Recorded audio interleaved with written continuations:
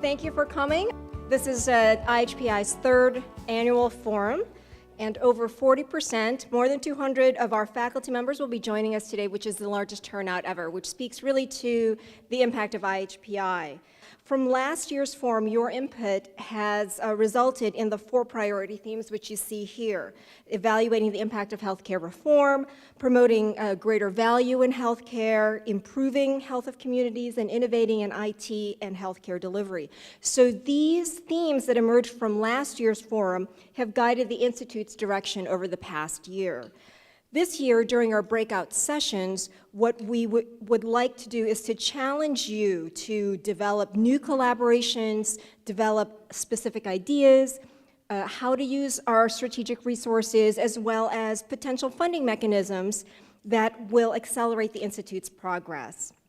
The IHPI is here for you, so your participation and contribution through our small group work today are critical to our collective success. And the feedback from this forum will be aggregated and disseminated throughout the IHPI membership.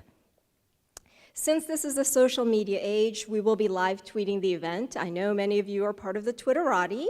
If you do want to join, it's hashtag IHPI14, and it's a way to engage your colleagues who can't be here.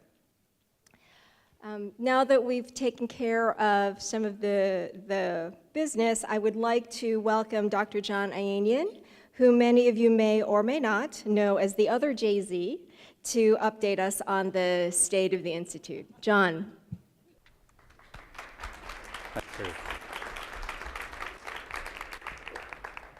Thank you, Ruth, and it's a pleasure to be here to update you on all the action and accomplishments that you as our members have achieved in the past year, as well as what we're doing within the Institute to help facilitate more collaboration, to produce better evidence and a greater impact in the issues that we all care about. It's my pleasure to thank Ruth and Vanessa as our co-chairs of the forum this year. They played a central role in helping us shape the agenda and really emphasizing the importance of the interactive component of today's meeting, that we want to really engage you in thinking about some of the tough questions about how we move the IHPI agenda forward and get your ideas about where that agenda should go, and then how do we use our resources, ourselves, our staff, the time and financial resources that we have to move the work of the Institute forward. I also want to thank all of the IHPI staff who worked overtime to make this event a success, listed on this slide, as well as all of you for participating in today's event. So it's a little over a year since Ann and I moved to Ann Arbor from Massachusetts, and I think now we feel fairly settled. We really appreciate the hospitality that we received from many of you in the community. I think we've begun to discover that home is where the hand is, and we do feel very much at home here and welcomed by all of you. In reflecting on the past year, I feel like we've moved from the polar vortex. There's a slide here of what Michigan looked like on January 28th from a satellite image when we were in the midst of the coldest day on record, when the university closed for the first time in over 30 years. It was actually so cold that we had to buy boots for our dog to convince him to go out for a walk. But the year got better and warmer, we found, and we actually had our first family vacation up in northern Michigan. There we are, sort of looking like the crew of Gilligan's Island, but we did make it back after our 3-hour tour and some fun water skiing and tubing. So we've learned some of the pleasures of Michigan that the state has to offer. So I want to remind you of some of the challenges that I cited last year when I spoke to you at our member forum in early November. Really, the reason why IHPI was formed and why our work is so important. That our mission is really to address some of the big health policy challenges in society, issues like too many children growing up in poverty, an aging population, problems with rising costs that individuals as well as we as a society have difficulty bearing. The problems with quality of care and disparities in care and inadequate safety in the care we provide. These are the issues that you and we together are working every day to solve and to try and improve care and improve population health, but the challenges remain large. I also want to remind you of our mission, which was established when the Board of Regents approved the Institute back in 2011, that we're here to improve the quality, safety, equity, and affordability of healthcare, And to do that through building on the foundations of collaboration that we have at the University of Michigan to produce better evidence, and then communicating that evidence to stakeholders so that we are both in the public and private sector and in the public health domains as well as the healthcare delivery system, so that we are striving to improve the care of patients as well as population health across the 4 priorities that Ruth outlined in her introduction. We also have a vision to be the nation's leading institute, university-based institute of health services research, and producing work that informs how healthcare works and how it can be improved, and advising policymakers in the process to inform change. Last year, when I spoke as a relative newcomer to the University of Michigan, I highlighted 5 qualities that I had identified about this community and this university that struck me as important parts of the fabric of the community here. The first, that University of Michigan is a big place. The second, that it's a public university. The third, that it's often humble about the great work that occurs here, and I think it's one of the reasons we can do a better job communicating about this work. A fourth major point is that not only is the team important for our sports teams, but it's also important for our faculty and our students and trainees in the work we do. Much of the best work we do is based on interdisciplinary teams.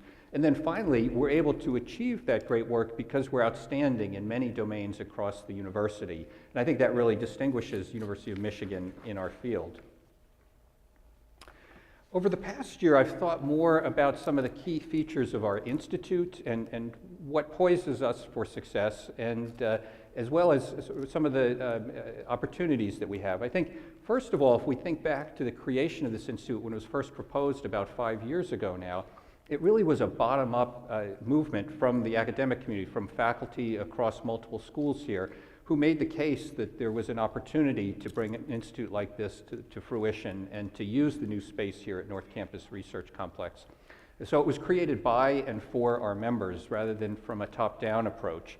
It builds on the strong tradition of interdisciplinary collaboration here at the university, embodied in major programs like our Robert Wood Johnson Foundation clinical scholars and health policy scholars that brings faculty together to mentor clinical scientists and social scientists across many boundaries. But we also have a high-level institutional commitment to our success, and I think that's something that I've come to appreciate more over the past year. The deans of our various schools, the 12 schools and colleges that participate in IHPI, as well as senior leaders within the university. And that builds on the interdisciplinary diversity of our membership and our leadership from many schools, and the new space that we have here to encourage collaboration. It's also creating new opportunities for engagement like this forum here today, as well as the monthly seminars that we hold, networking receptions, and other public events where we partner with groups across campus to bring the message forward about what's happening in health policy at the University of Michigan. We've put a lot of effort into enhancing our communications over the past year, and I'll be speaking about that more in my presentation. Thinking about new ways to use electronic media to get the word out within our community. With Michigan being such a large community, it's important to communicate with each other, as well as outside the community. And then from the public dimension of the 5 qualities I cited, working hard to build new partnerships with state government as a public university serving the residents of Michigan. So I'd like to talk in 3 parts of my presentation today about the people, the resources, and the relevance of the work we do. Shortly after our last member forum, we convened our institute leadership team that built on the work of the interim leadership team that founded the institute.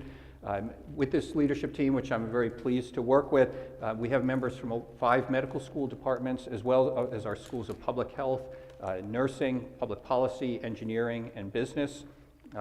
One of our initial members of the Institute leadership team has moved on to the University of Pennsylvania, much to the satisfaction of the Quaker mascot. That's Tony Viruel from the School of Nursing, who moved on to become the Dean of Nursing at the University of Pennsylvania.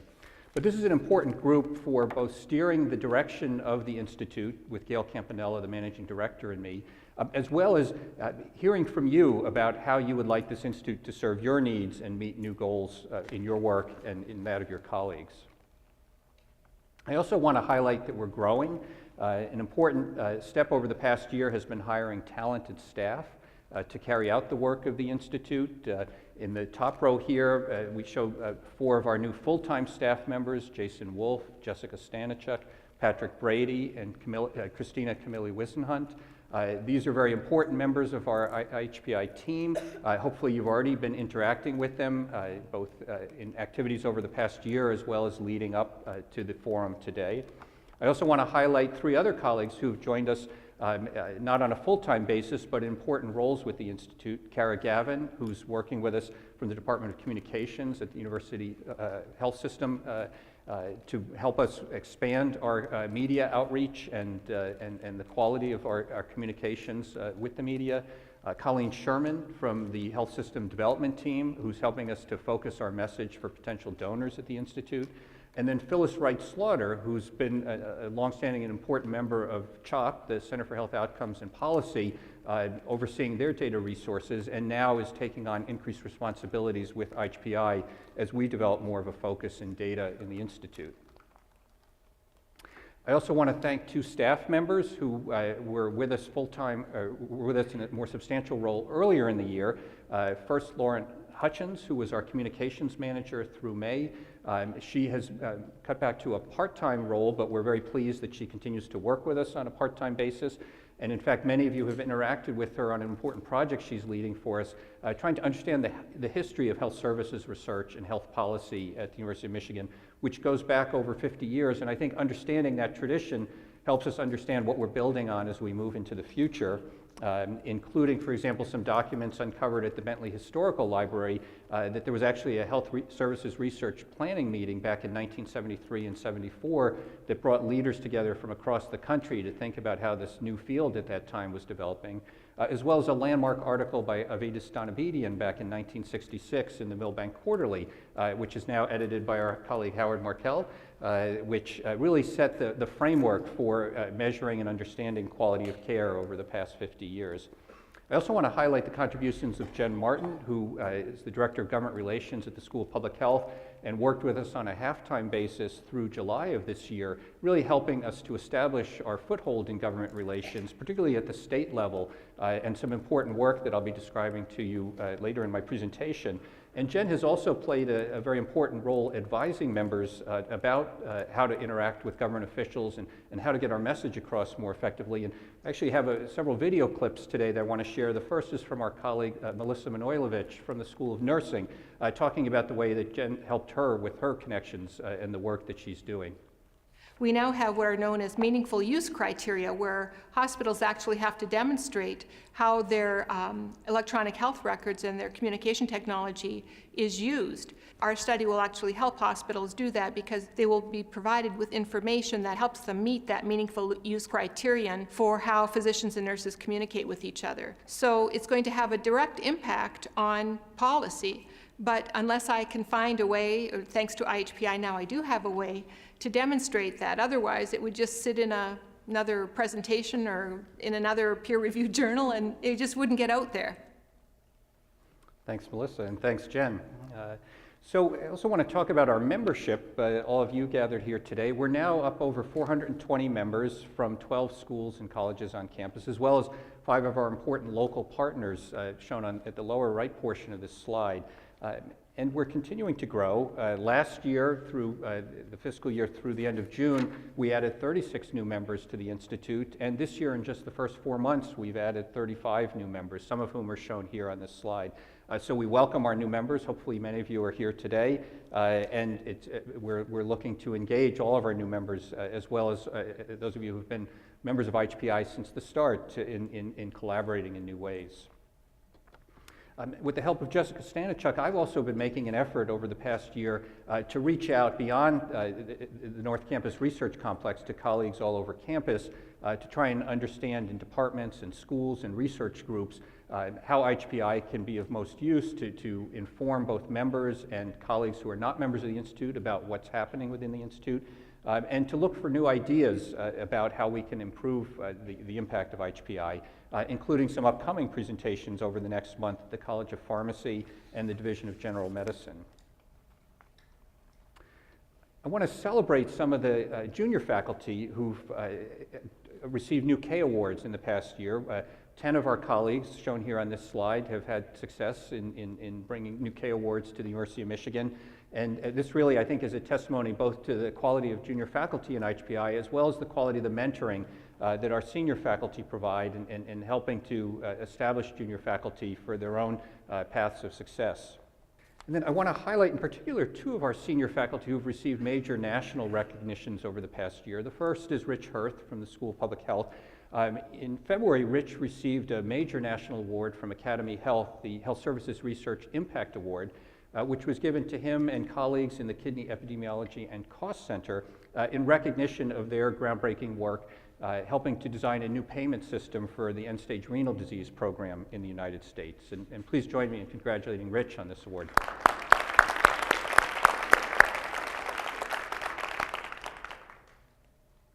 I also want to recognize Mark Fendrick from the School of Medicine and School of Public Health, Director of the Center for Value-Based Insurance Design. Mark was one of 6 Michigan faculty elected last month to the Institute of Medicine, signature achievement, and we all really appreciate the work that Mark's doing to improve the quality of health insurance in the U.S.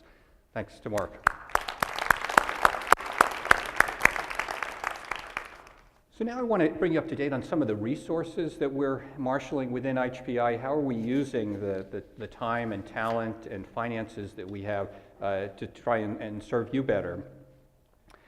After our last forum in November a year ago, our leadership team convened in December and reviewed the budgetary resources and came up with a proposed allocation for where we would focus our resources shown in this pie chart. So substantial proportions devoted to both seeding new research as well as programs for trainees and students, acquiring new data. An important slice there shown in purple is a reserve fund to have some opportunity to invest, for example, in ideas that will come out of this meeting today that we may not have anticipated a year ago. I also want to talk about space as a resource that we have here at the North Campus Research Complex. We actually convened a space planning committee known as our Space Cadets, shown here, led by Justin Dimmick, along with Chris Fries, Joyce Lee, and Lisa Prosser. And this is a one-day committee, something we would all aspire to, that met back in May. Actually started on a van here at North Campus and then moved out to sites, innovative sites using space in new ways in downtown Ann Arbor at the Innovatrium, as well as in Grand Rapids at the Steelcase corporate headquarters. And they brought back new ideas about how we should use the new space that we're currently renovating, as well as some additional space that we've acquired for IHPI. Many of you may have seen on the ground floor of Building 10, we're now renovating 10,000 square feet of new space that we are looking to use in a more creative way, particularly as a meeting place and incubator for many of our trainees and graduate students to come together across disciplines and understand each other's work and potentially collaborate on new projects under the guidance of their faculty mentors. We also have acquired 2 smaller spaces where we'll be hosting our receptions after the forum today.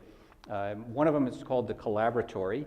That's a room that's very flexible. It's meant for project teams to come together, for example, groups putting together new center grants or new training grants, or bringing teams together that have just received an award and want to have a meeting space to get their work underway.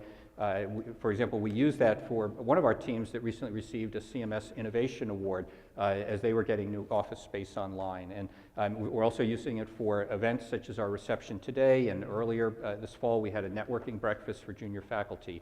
And then secondly, we have another space where the second part of our reception will be today, the sanctuary, where we've tried to incorporate some innovative design features and new furnishings from ideas that our space cadets picked up at the Steelcase headquarters to bring back for where groups could do more sort of reflective work together, or colleagues could come to a quiet space to work on manuscripts and grants. And I particularly want to thank Tara Ahmet from the NCRC administrative team, who was instrumental in helping us to design the plans for these spaces and to move forward on their use for IHPI. And with this, I just want to highlight another video clip that we have from our colleague Colin Cook, talking about the importance of proximity and having space to identify new collaborative relationships. I think the IHPI has been instrumental in facilitating the type of work that I do. Many of the investigators that I actively engage with on a day-to-day basis, I would not have engaged with had I not been involved in the IHPI. So for example, many of the individuals that I'm currently collaborating with are surgeons, whereas I clinically don't spend much time interacting with surgeons at all, but they're largely the group of individuals that have research interests that are quite aligned with mine. Well, thanks to Colin. So another new program that I want to highlight is the HPI R01 Boot Camp team. This grows out of a program that the medical school developed last year to bring junior faculty together with senior faculty coaches to work on new R01 ideas. And the first group of participants have already had substantial success from last year. And we identified an opportunity to bring together health services researchers from both the medical school as well as other schools and colleges that are part of IHPI to work in a similar model with a focus on health services-oriented R01s. And so we were very pleased that Mark Ilgen and Sarah Hawley agreed to serve as the faculty coaches for this team, as well, and then to bring the mentees together, shown on this slide, who were working actively on their R01 grants, having started last month. And one of them is Beth Torini, and we have a clip from Beth talking about how collaboration is influencing her work through IHPI. In newborn screening, we want to make sure we get to the children before they become symptomatic and in the worst case, die of a disease or a disorder that we could have prevented. And the question is, could we do it in a more efficient way? So I've worked with some of the healthcare system engineers at IHPI, and we're trying to figure out if there's a way to model the system. Maybe we can make some changes to the way the blood's collected at the bedside. Maybe we can get the pickup at the hospital more frequent. That means we can get the specimen there earlier, and we've saved dollars and saved lives at the same time. That type of research is not possible without people that are skilled in healthcare systems, engineering, flow, and so that work is something that we're beginning to do in collaboration with the healthcare engineers here. Thank you, Beth. So now I'd like to just highlight some of the important work of a new program we have titled the Impact Accelerator that's led by Eve Kerr and co-led by Marianne Udow-Phillips. This is a group that has come together to try and enhance the impact of the work that we're doing by equipping you as the IHPI members with more effective skills in communicating with policymakers in the public and private sector, as well as with the media and other stakeholders, as well as the general public. The Impact Accelerator, with the help of Melissa Riba and Ezene Ndukwe from the Center for Healthcare Research and Transformation, has put together a series of resources that are available to IHPI members. They've also organized a series of workshops this fall on, for example, advocacy and lobbying that was led by Jen Martin, as well as how to write an effective one-pager that Jen also led in her role as our government relations director. And then an upcoming event in February, networking with policymakers, how to refine your one-minute elevator pitch about the work you do so that policymakers take note and act on the findings that come from your work.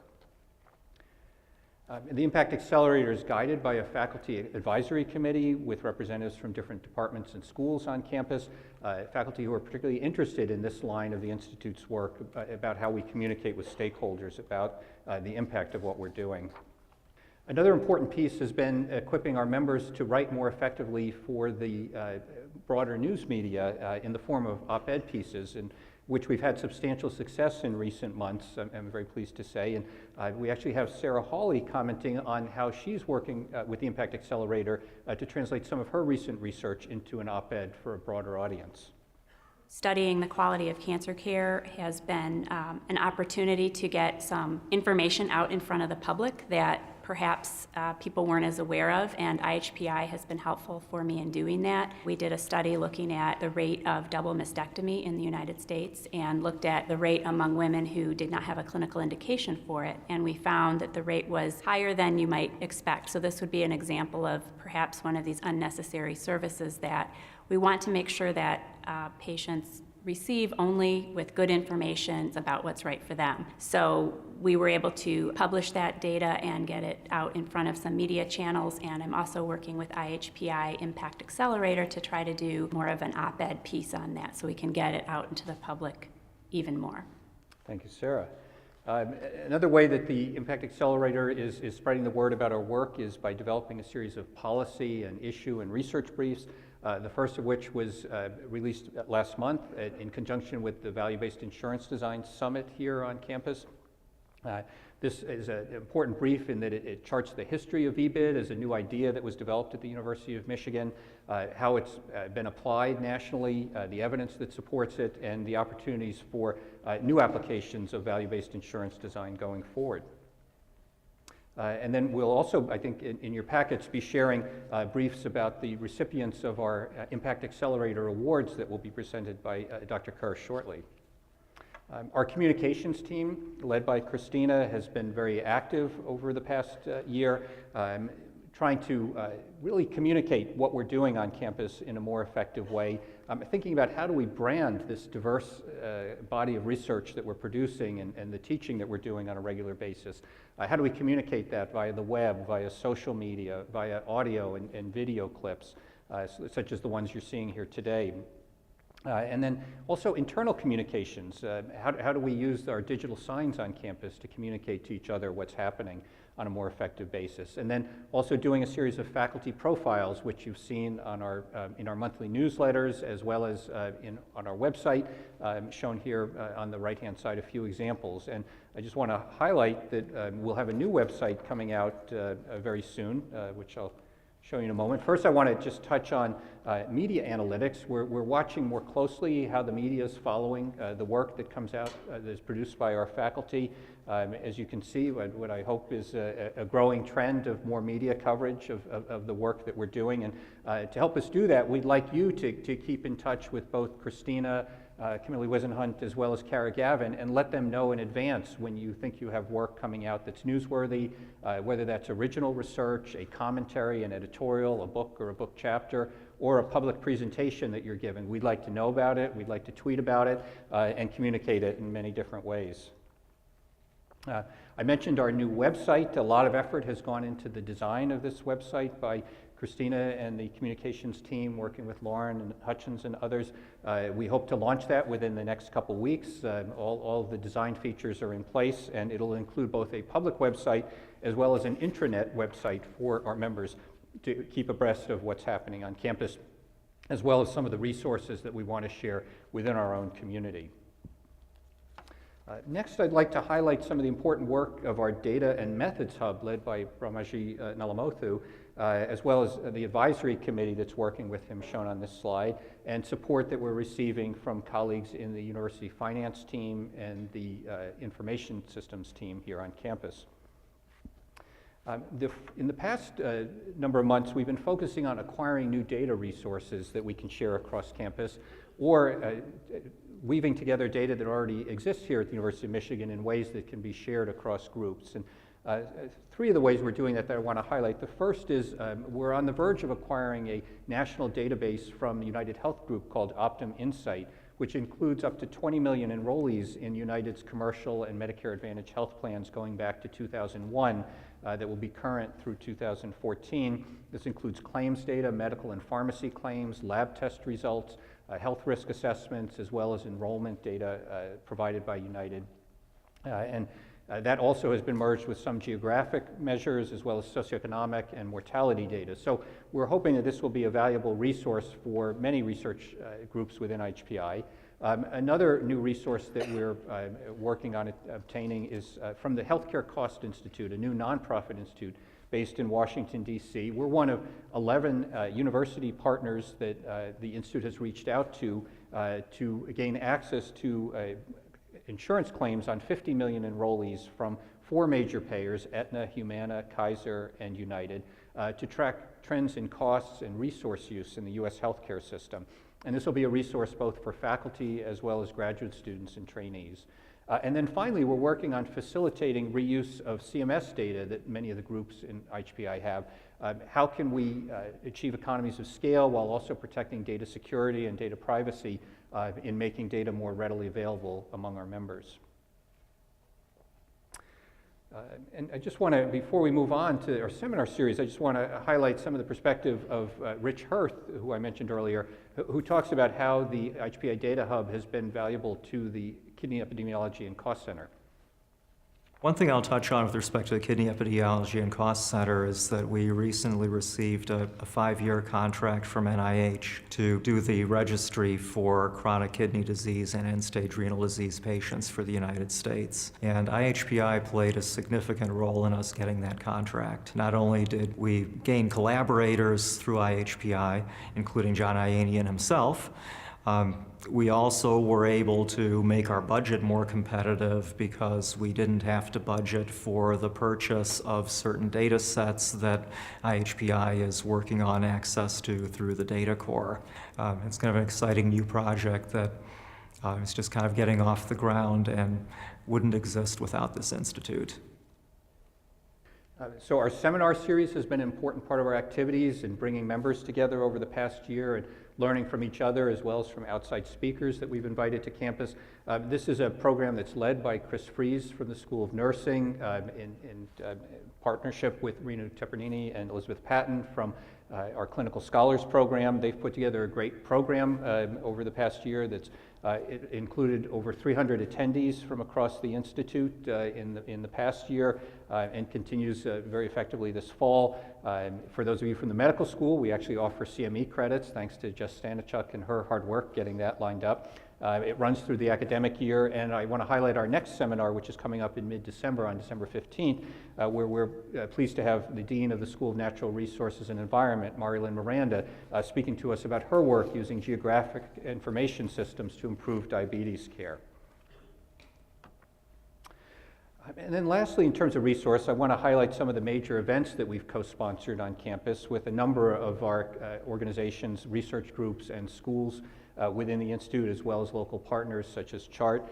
These are important events where we often bring colleagues from across the country together to learn about what's happening on campus, as well as our students and trainees. And I think these events attract a large audience, typically over 100, and some ranging up to 400 or 500. So a way that we're getting the word out about the work here, as well as connecting with colleagues from across the country. So lastly, I'd like to just focus on the relevance of the work that we do. We've talked about the people, which is obviously central to the work of this institute, and the resources that we bring to bear to help you do your work better. How are we doing in terms of our academic productivity as well as our relevance to improving healthcare and population health? Well, we're still a very prolific group, publishing over 1,400 articles just this year to date. In over 600 journals, and about 3/4 of our members have been authors on one or more of those articles so far this year. And about 10% of the articles have appeared produced by about 100 of our members in some of the highest impact journals in our fields, those with citation indexes over 10 that often gather substantial attention both from our colleagues as well as the news media and policymakers. And that proportion is actually rising compared to last year. One of the ways I think we're having more impact, and something I highlighted last year and I hope to underscore again today, is the role we can play taking our expertise from the research we produce and then writing what I would call evidence-based commentaries in places like New England Journal of Medicine and Perspectives, or JAMA as viewpoint articles. And so far this year, we've published 8 of those, including one just last week by our colleague Charlie Roehrig from the Alteram Institute on trends in healthcare spending in the New England Journal. And I think this is a very important way that we get the word out in a very distilled fashion about important policy directions that we can help to shape. We've also been very successful and continue to be very successful in terms of grant funding. When we look across our membership of our 400+ members, we have new awards in the past fiscal year awarded to 117 of our members as principal investigators, and over 176 new grants totaling over $100 million in health services research funding. This adds to a robust portfolio already in place, where we have about half of our membership serving as principal investigators on over 500 awards, totaling over $500 million in active funding, and about $74 million in actual spending on research during the past year. For this year, I want to highlight some of the new awards that we've received, and about 35 of those are over $1 million in size.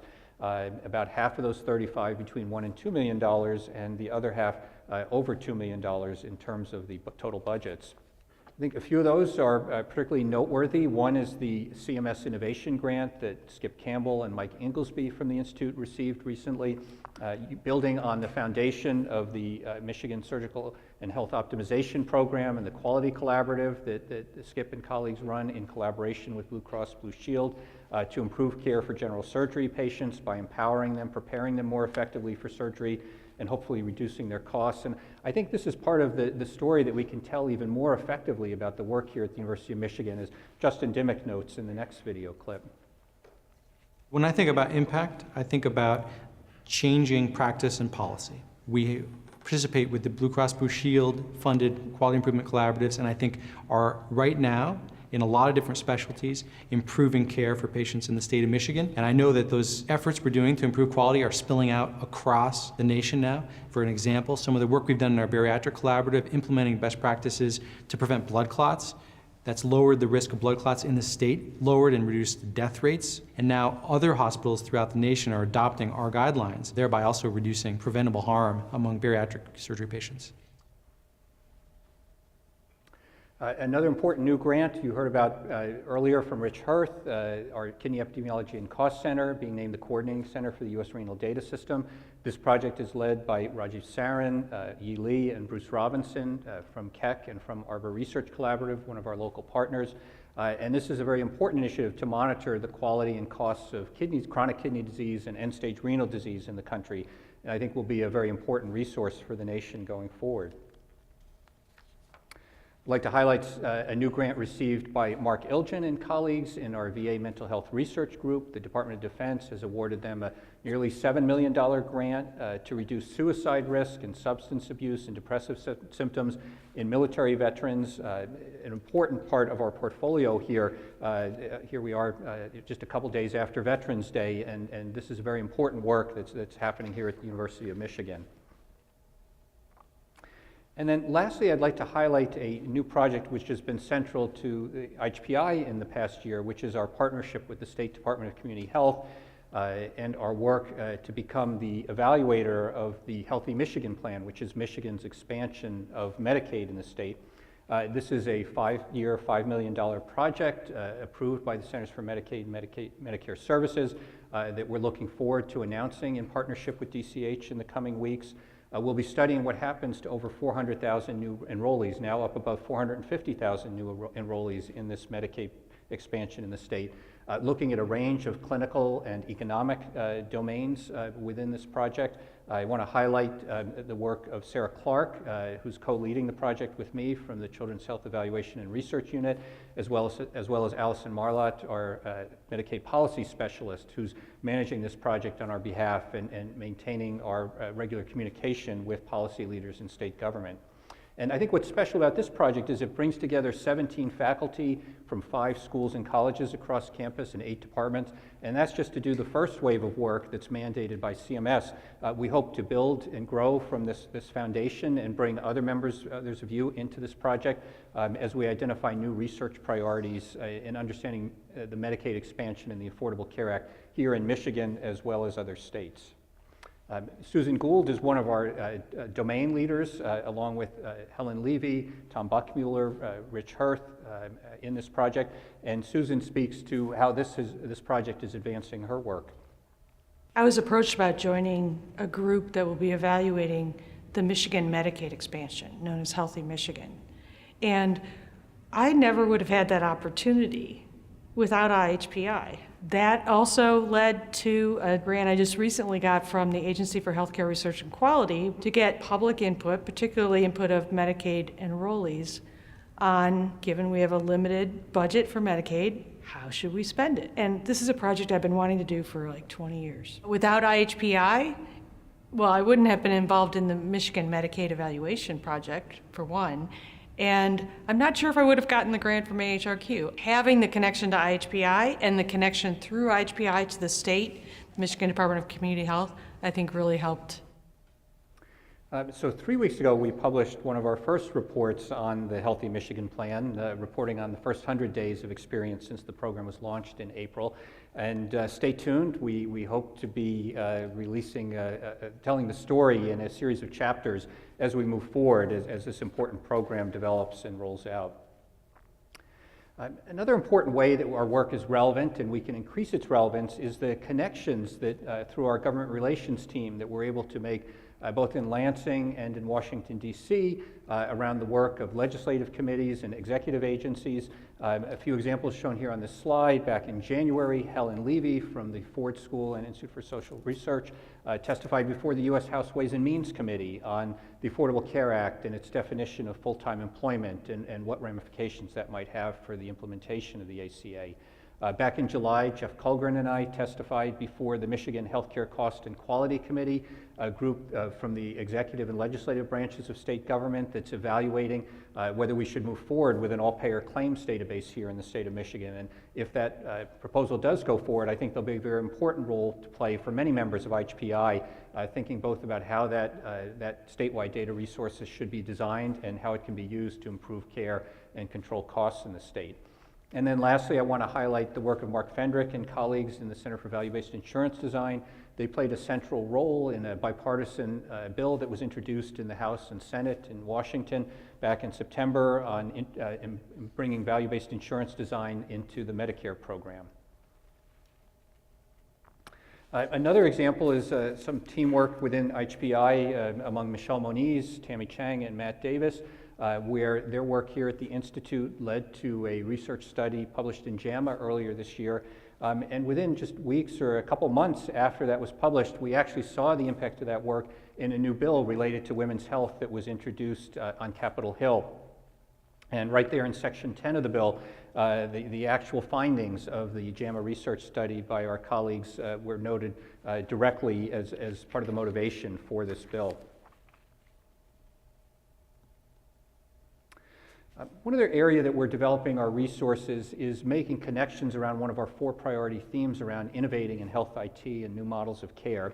I've been participating in a group of department chairs and clinical leaders in the health system who are looking to develop a new care at home platform to try and improve how we serve our patients outside the walls of our clinics, emergency departments, and hospitals. Thinking about how we use mobile applications, web-based tools, engaging family caregivers in our healthcare workforce, as well as new biosensing technology into providing better care at home. This is a schematic that just shows how we're trying to make care at home more of a foundation rather than an afterthought in the way care is delivered in the United States. I just want to call on Larry Ahn, who's here. Larry is one of the leaders of this effort, as well as the director of our Center for Health Communications Research at IHPI. And Larry wants to get a quick pulse check on some IT innovation opportunities that are facing the Institute. Let me actually ask, in your packets, we're going to do this a little bit old school. In the packets on the table, there's a piece of paper. Let me ask you to dig through and find that. On the top of it is a quick pulse check for IT innovation. What's basically going on is that we're in conversations with 2 businesses that are seeking a health research and development partner. And in these 2 general areas. So I want to describe the areas to you. It would be useful for us as we prioritize our efforts to know how much these areas of our interest are, how much these areas are of interest to the IHPI faculty. And so what I want you to do is describe them really quickly, just get a quick sense of how interested you would be in finding out more about these areas and whether you'd be interested in coming to a follow-up meeting to learn more about these. And if you are interested in a follow-up meeting, you have to write in your name and your email. I apologize to our host for not doing this on Twitter. We kind of decided to go old school and get this on paper. So the first opportunity, we're talking to a company that works in the area of the Internet of Things. We all know that computing power is moving from desktops to laptops to mobile devices and sensors and the everyday devices in our lives. Data from all these devices can be networked and provide a rich picture of people's lives. There are over 2 billion connected devices right now. We think this is going to be over 40 million by 2020. An example of work in this area is mobile symptom monitoring, wearable sensors, as some are already working with, for activity, sleep, and physiologic measures, wireless home devices, smart home systems that monitor activities of daily living. So if you could please let us know how interested you are finding more about the Internet of Everything for your work, and if you'd be interested in coming to a meeting. So that's one area. The other area is intelligent conversational agents for health and healthcare. We know that healthcare is full of critical conversations. The content and qualities of these conversations about lifestyle or goals of treatment or decision-making or disease management is variable. Advances in computer science have enabled the creation of virtual characters that can exhibit and respond to emotions and engage in conversation-like behavior. Over 1.2 billion people regularly interact with characters like these through game environments. We think these characters can be used to help potentially train healthcare workers, patients, or family members to have more successful conversations about health or healthcare, or to deliver conversation-based healthcare interventions. So please let us know how interested you might be in intelligent agents, conversational agents in your research, and if you want to come to a meeting to learn more about it. Thank you. Thanks, Larry. And we'll have, as you fill those out over the next portion of our meeting, we'll have IHPI, members of the IHPI staff team come around and collect those and be reaching back out to those of you who are interested in one or both of these innovation opportunities that Larry highlighted. So we've got a number of challenges ahead. Not everything's rosy. I think we look across the broad membership of our institute. One of the challenges that I see is how do we build ourselves as both a physical institute, the space that we have out here at North Campus Research Complex, as well as a virtual institute for those of you who don't have their offices out here, and how do we engage you in the work going on, and how do we bring the members of our institute here to where you're located on campus to help build more collaborative ties. We're also continuing to work and try to be creative about how we accelerate the impact of our research through our communications and our stakeholder relations with leaders in the public and private sector. We're looking to integrate students and trainees more broadly in IHPI's research, creating more opportunities for interprofessional education in health policy, one of which I'll mention in a moment, and then thinking about the future of some of our important training programs. For example, the Robert Wood Johnson Foundation recently announced this year that they will be winding down their clinical scholars programs and health policy scholars programs in their current format. We're still waiting to see what future form those programs might take from the Robert Wood Johnson Foundation. But I think we also have to take the initiative here, and many of the program leaders within the Institute are starting to think about this. How do we sustain the top-notch training programs, hopefully with external foundation support, but even with our internal resources to ensure that the great training opportunities we've created are sustained into the future. And when it comes to interprofessional education for our students across campus, I want to highlight an upcoming opportunity that will actually be calling on many of you with hopes that you'll be willing to participate as faculty leaders within this. And this is a Coursera course that Matt Davis originally developed and launched with colleagues back in October and November of last year with nearly 4,000 participants worldwide. Matt is actually preparing a University of Michigan tailored version of this program that will be offered to students across campus in all schools and colleges on campus at the undergraduate and graduate level as a massive online course, but also with a tailored residential or in-person component where we'll be looking to supplement the online learning with small group sessions led by IHPI faculty around campus where we bring students together from different disciplines to understand the U.S. healthcare system and think about how they can play a future role going forward. So I'll close with just some of the questions and challenges that we hope you'll be addressing with colleagues at your tables and in the break sessions today about how do we shape the work of IHPI going forward.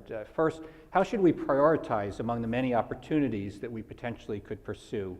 How should we use our resources to achieve our goals? What other resources do we need beyond what we already have in place? What funding mechanisms should we be considering as we prioritize opportunities? And then very specifically, what actions should we take in the next year to achieve our purpose? And that's the theme of today's session, relevance and purpose. We look forward to hearing from our keynote speaker, our colleague Vic Strecher from the School of Public Health at the end of today's session on the meaning of purpose in life and in health. And we hope that in the next couple hours with colleagues at your tables, you'll begin to think in very specific ways about these questions that we're posing to you around the four major themes of the Institute and help shape the direction of the Institute and the specific plans that we pursue going forward. And if we can come up with good answers to these questions, then I'll have the same sense of satisfaction and tranquility that I had on our summer vacation up in northern Michigan, watching the sunset over Lake Michigan. So thank you, and I think we have a few minutes for questions.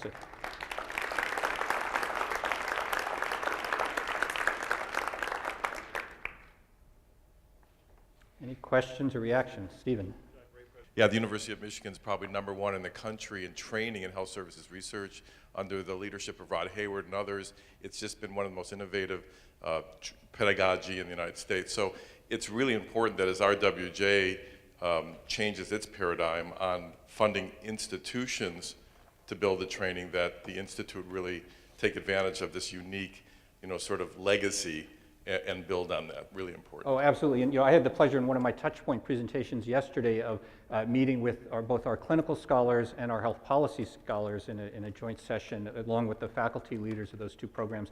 And I think that's the most exciting part of the work that we do is how we're developing colleagues to be the next generation of influential investigators and thought leaders in our field. So I think that's a high priority for me. I know it is for the leaders of those two programs currently funded by Robert Johnson Foundation.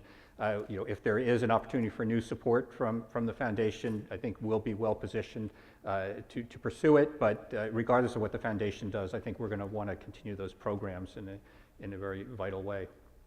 Well, I'll turn the podium over to Ruth to introduce the next part of our program.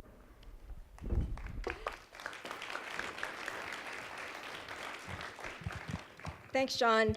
Very exciting moving forward for IHPI. Now I'd like to invite Eve Kerr, who is the IHPI Impact Accelerator co-chair, as well as the director of the Center for Clinical Management Research, to present the inaugural Impact Accelerator Awards. Thanks, Eve.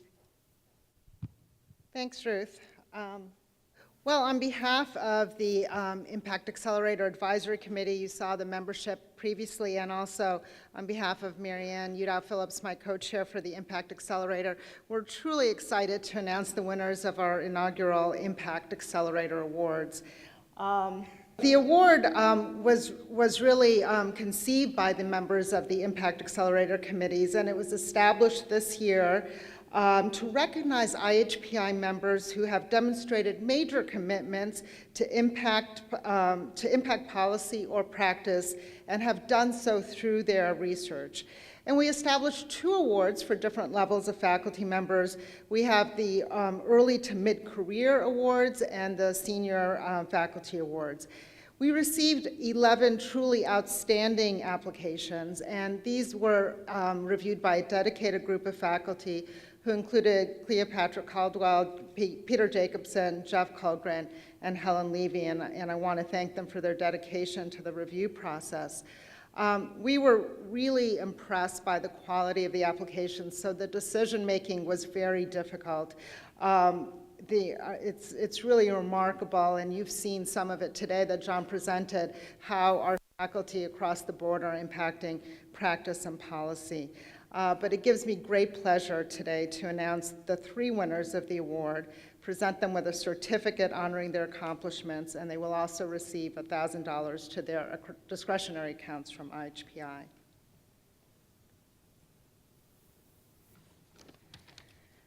So the first recipient is Dr. Amy Bonnert, who is an assistant professor at the University of Michigan Department of Psychiatry and also a research scientist at the Ann Arbor VA HSRD Center for Clinical Management Research. Dr. Bonnert and her team have advanced the field of pain management and treatment by quite definitively showing the relationship between high-dose opioid prescriptions and unintentional deaths from opioid overdose. And it was really due in part to this research that many opioid prescribing guidelines published after 2012 reduced the maximum recommended prescribing threshold from 200 milligrams per day to the range of 90 to 100 milligrams per day, which is the threshold that her research showed was potentially safer. Now Dr. Bonner's worked very hard with the VA. This research was done using VA data to disseminate her findings to the VA prescribers, and this work actually informed the establishment of the VA Opioid Safety Initiative, which aims to reduce unnecessary high-dose opioid prescribing. The work's also, she's also worked to guide the FDA and the CDC on opioid prescribing requirements, and her work has garnered national media attention and helped to raise public awareness of the risk of opioid overdose. So for this really remarkable work, we present her with the Impact Accelerator Award for Early to mid-faculty. Now, unfortunately, Dr. Bonnert is not here to accept the award. She is sick. She emailed me earlier today apologizing that she cannot be here and thanking the committee for this award, but we should give her a round of applause in any case.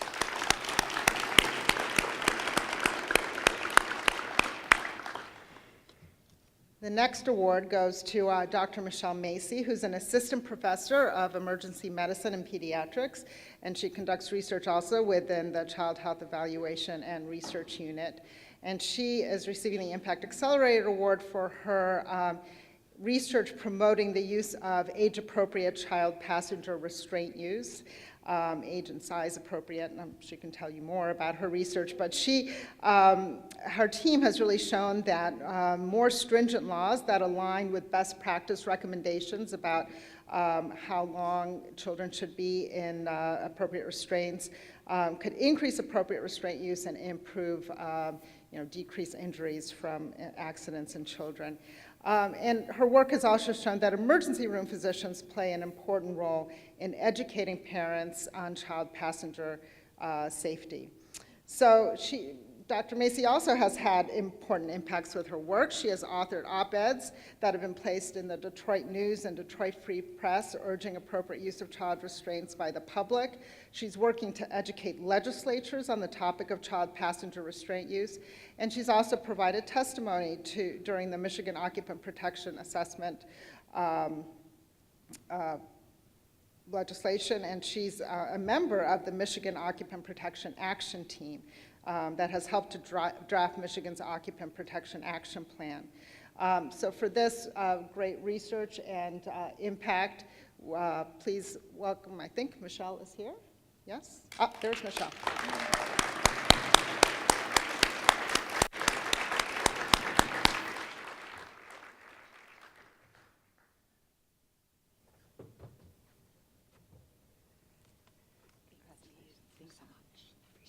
Thank you. Oh, wait, they want to put... You want to have John come in?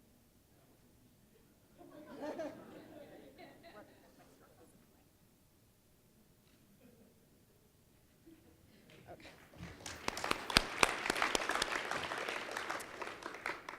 Final award. You've already heard a little bit about this work. Goes to Skip Campbell, who is the Chief Medical Officer at the University of Michigan Health System and a professor in the Department of Surgery. And he receives the Impact Accelerator Award for his work as the Program Director of the Michigan Surgical Quality Collaborative, which Don already mentioned today. So founded in 2005, the MSQC is a regional collaborative of 64 member hospitals dedicated to decreasing complications and improving outcomes for surgical patients. The MSQC identifies and disseminates best practices and reports of performance metrics to member hospitals, fostering a peer-to-peer learning network that allows hospitals to assess their performance and address the identified areas of quality improvement. And the MSQC most notably uses this vast data collected by the collaborative to contribute to research on improving surgical quality. And this research that Skip has helped to lead show that from 2005 to 2009, the 30-day surgical morbidity rates for hospitals participating in the MSQC decreased by 20%, while rates of hospitals outside of MSQC only decreased their rates slightly. And the improvements made by the hospitals participating in the MSQC have resulted in $20 million in savings, which far exceeded the $5 million annual cost of administering the program. And you've already heard that Skip and MSQC have received a $6.4 million Healthcare Innovation Award to spread these learnings across the country. And I just want to read a quick quote from the Blue Cross Blue Shield Value Partnerships who supported this research. So Blue Cross Blue Shield of Michigan's collaboration with Dr. Campbell and the MSQC team has yielded important quality improvements for thousands of patients throughout Michigan. The insights he and his team bring to the design of the program, the methods used for implementation, and the sophisticated approach for evaluating the results have been incredibly instrumental in the program's success. We believe that CQI programs such as this represent a rare triple win: better outcomes for patients, lower costs for payers, and professional satisfaction and preserved autonomy for providers. Congratulations, Skip.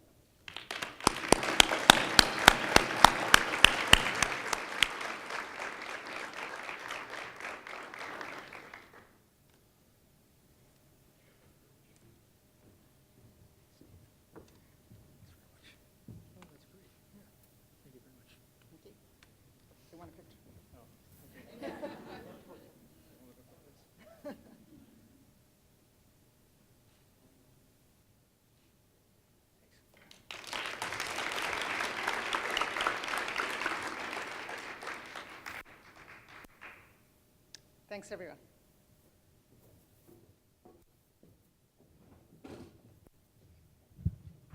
Thanks, Eve, and congratulations to all of the Impact Award winners. And the next portion of the afternoon, we have 3 collaboration challenges to develop actionable ideas, strategies, and tactics that will move the Institute's agenda forward in each of the priority themes that were developed in last year's forum. And the next 45 minutes or so will be the first challenge for each of the tables to generate ideas to address each of these 4 priority themes. Now, you can think broadly, such as formal research projects or MOOCs courses, symposia, working groups that can help advance our priorities. There are instructions and some thought starter examples in your packet to help jumpstart the process. Also, if you need help, there'll be circulating staff members. Please wave your hands if you need to. There should be a facilitator at each of the tables. If not, could I ask the facilitators to distribute themselves among the tables? All right. I will leave the brain trust to accommodate each other.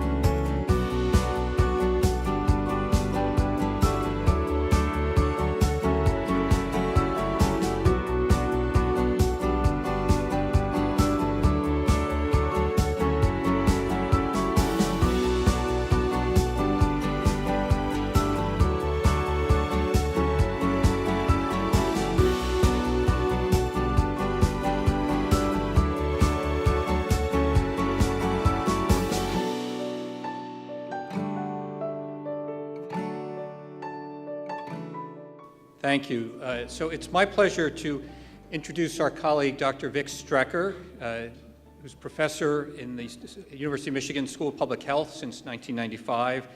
Vic is the founder of the Center for Health Communications Research and been the lead investigator on over $45 million in grant-funded studies. He's also founded Health Media Incorporated in 1998. That's an Ann Arbor-based company that develops and disseminates award-winning tailored health interventions to millions of users. And Health Media was purchased by Johnson & Johnson in 2008. Professor Strecher currently serves as Director for Innovation and Social Entrepreneurship at the School of Public Health, where he's helping the university to disseminate research to the real world, improving the public's health nationally and globally.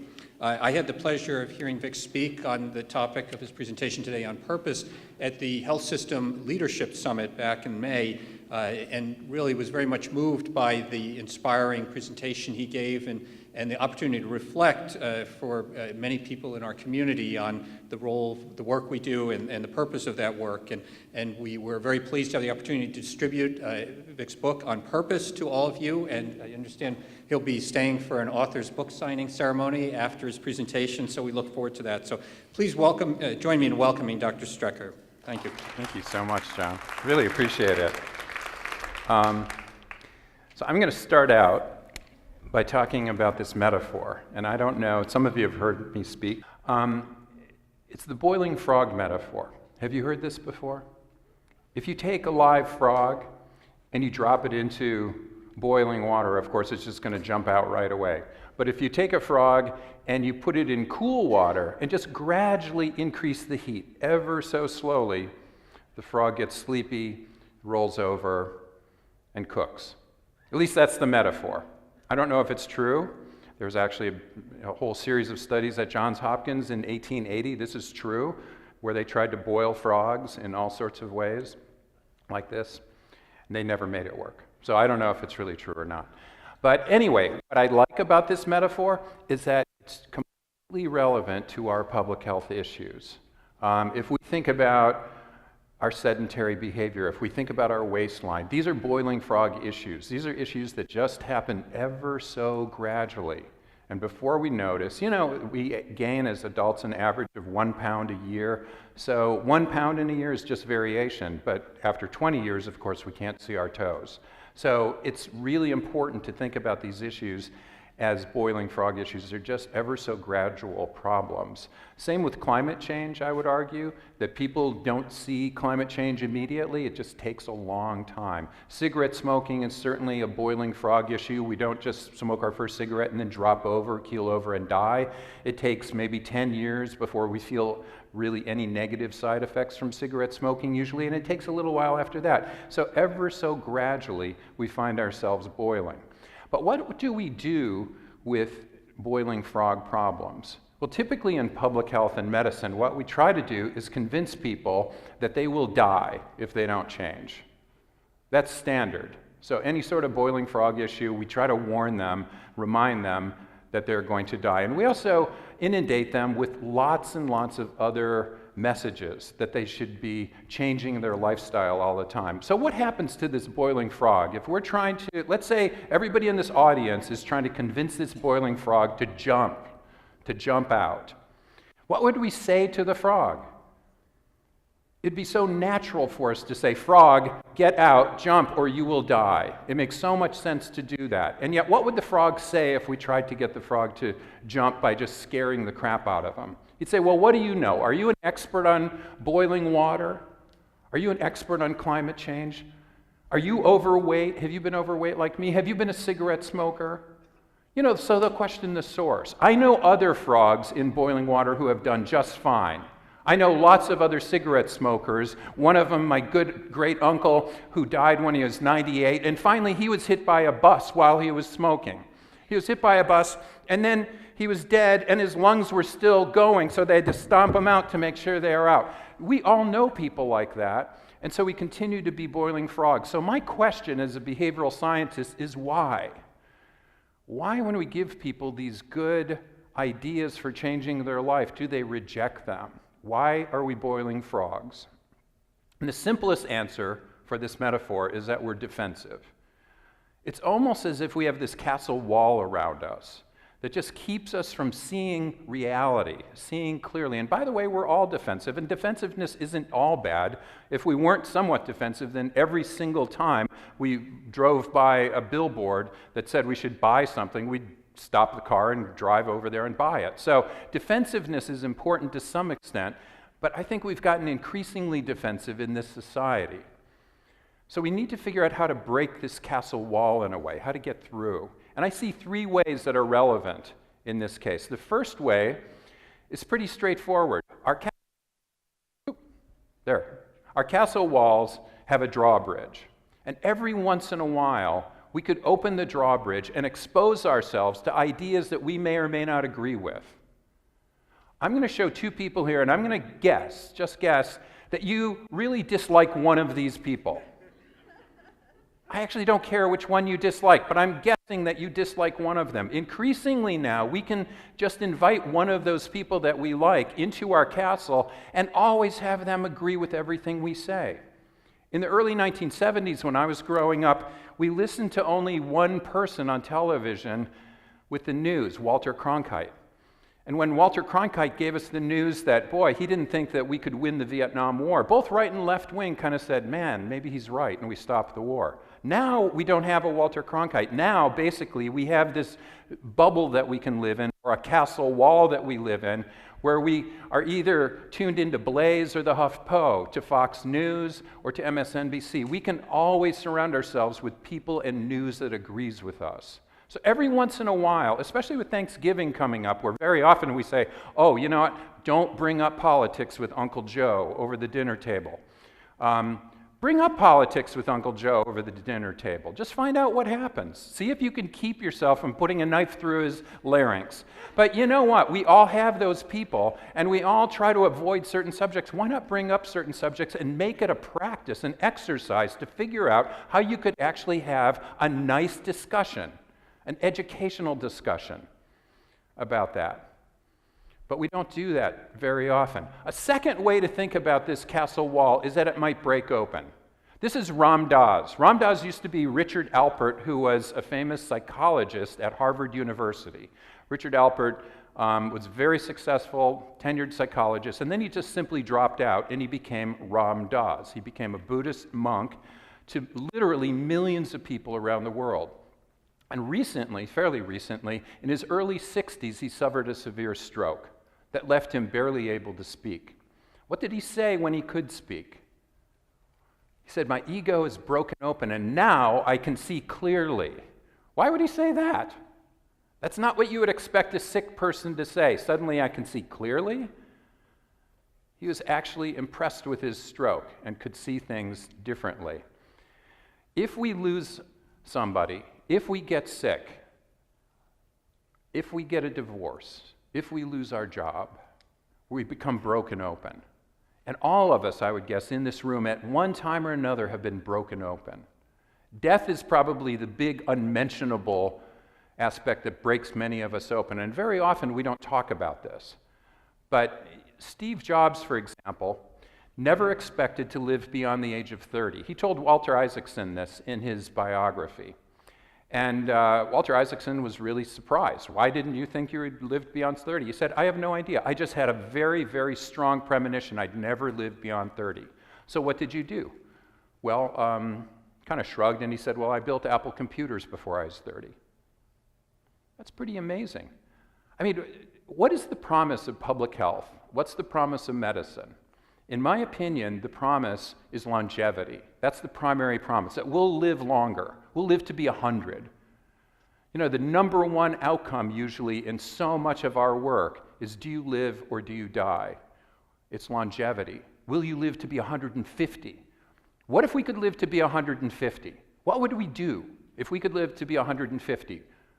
Just think about it. Would we just watch more Miley Cyrus twerking videos? Would we watch more Kardashian sisters? Would we watch more bad U of M football games?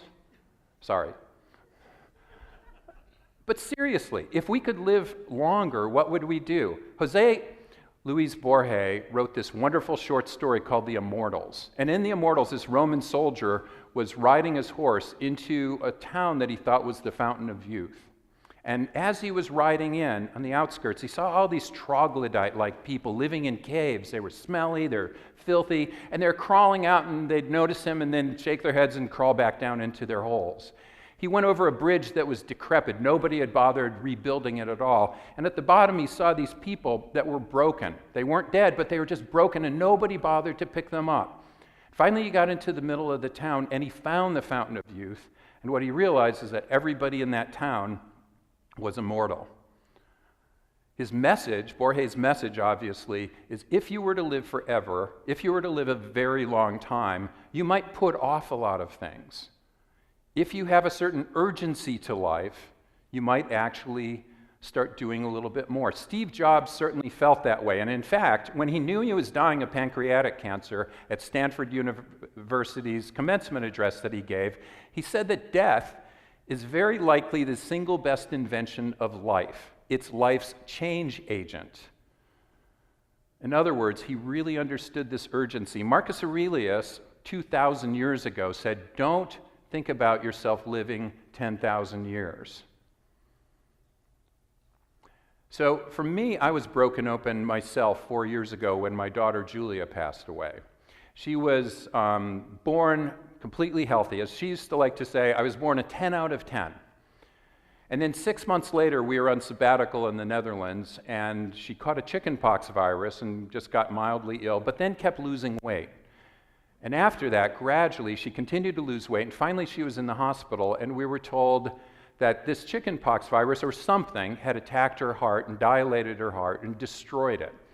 And she had about 30 to 40 days to live, they expected, but no more, and that we should fly home tomorrow, the next day, back to the US, which we did. We flew back, and they said, well, her heart is destroyed, but she has one chance, and that chance would be to get a new heart.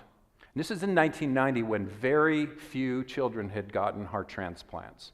So we had a big decision to make as a family. We had our extended family staying with us, and we had conversations that related to whether we should actually list her for a new heart, because we could easily have just let her go. But the bigger decision was, should we list her, in which case maybe there's a 50-50 chance of actually getting a new heart, and then how long will she live? And there's very little data with kids. They had less than 5 years of data with kids. And those data were suggesting that less than 50% of the kids who got new hearts actually would survive. So we didn't know whether, obviously that's about a 25% chance of living to be roughly 5 years old. But then we started asking about the quality of life. What kind of quality would it be? If it was very low quality, we weren't going to list her. But it turned out that people who got new hearts as adults seemed to do fairly well.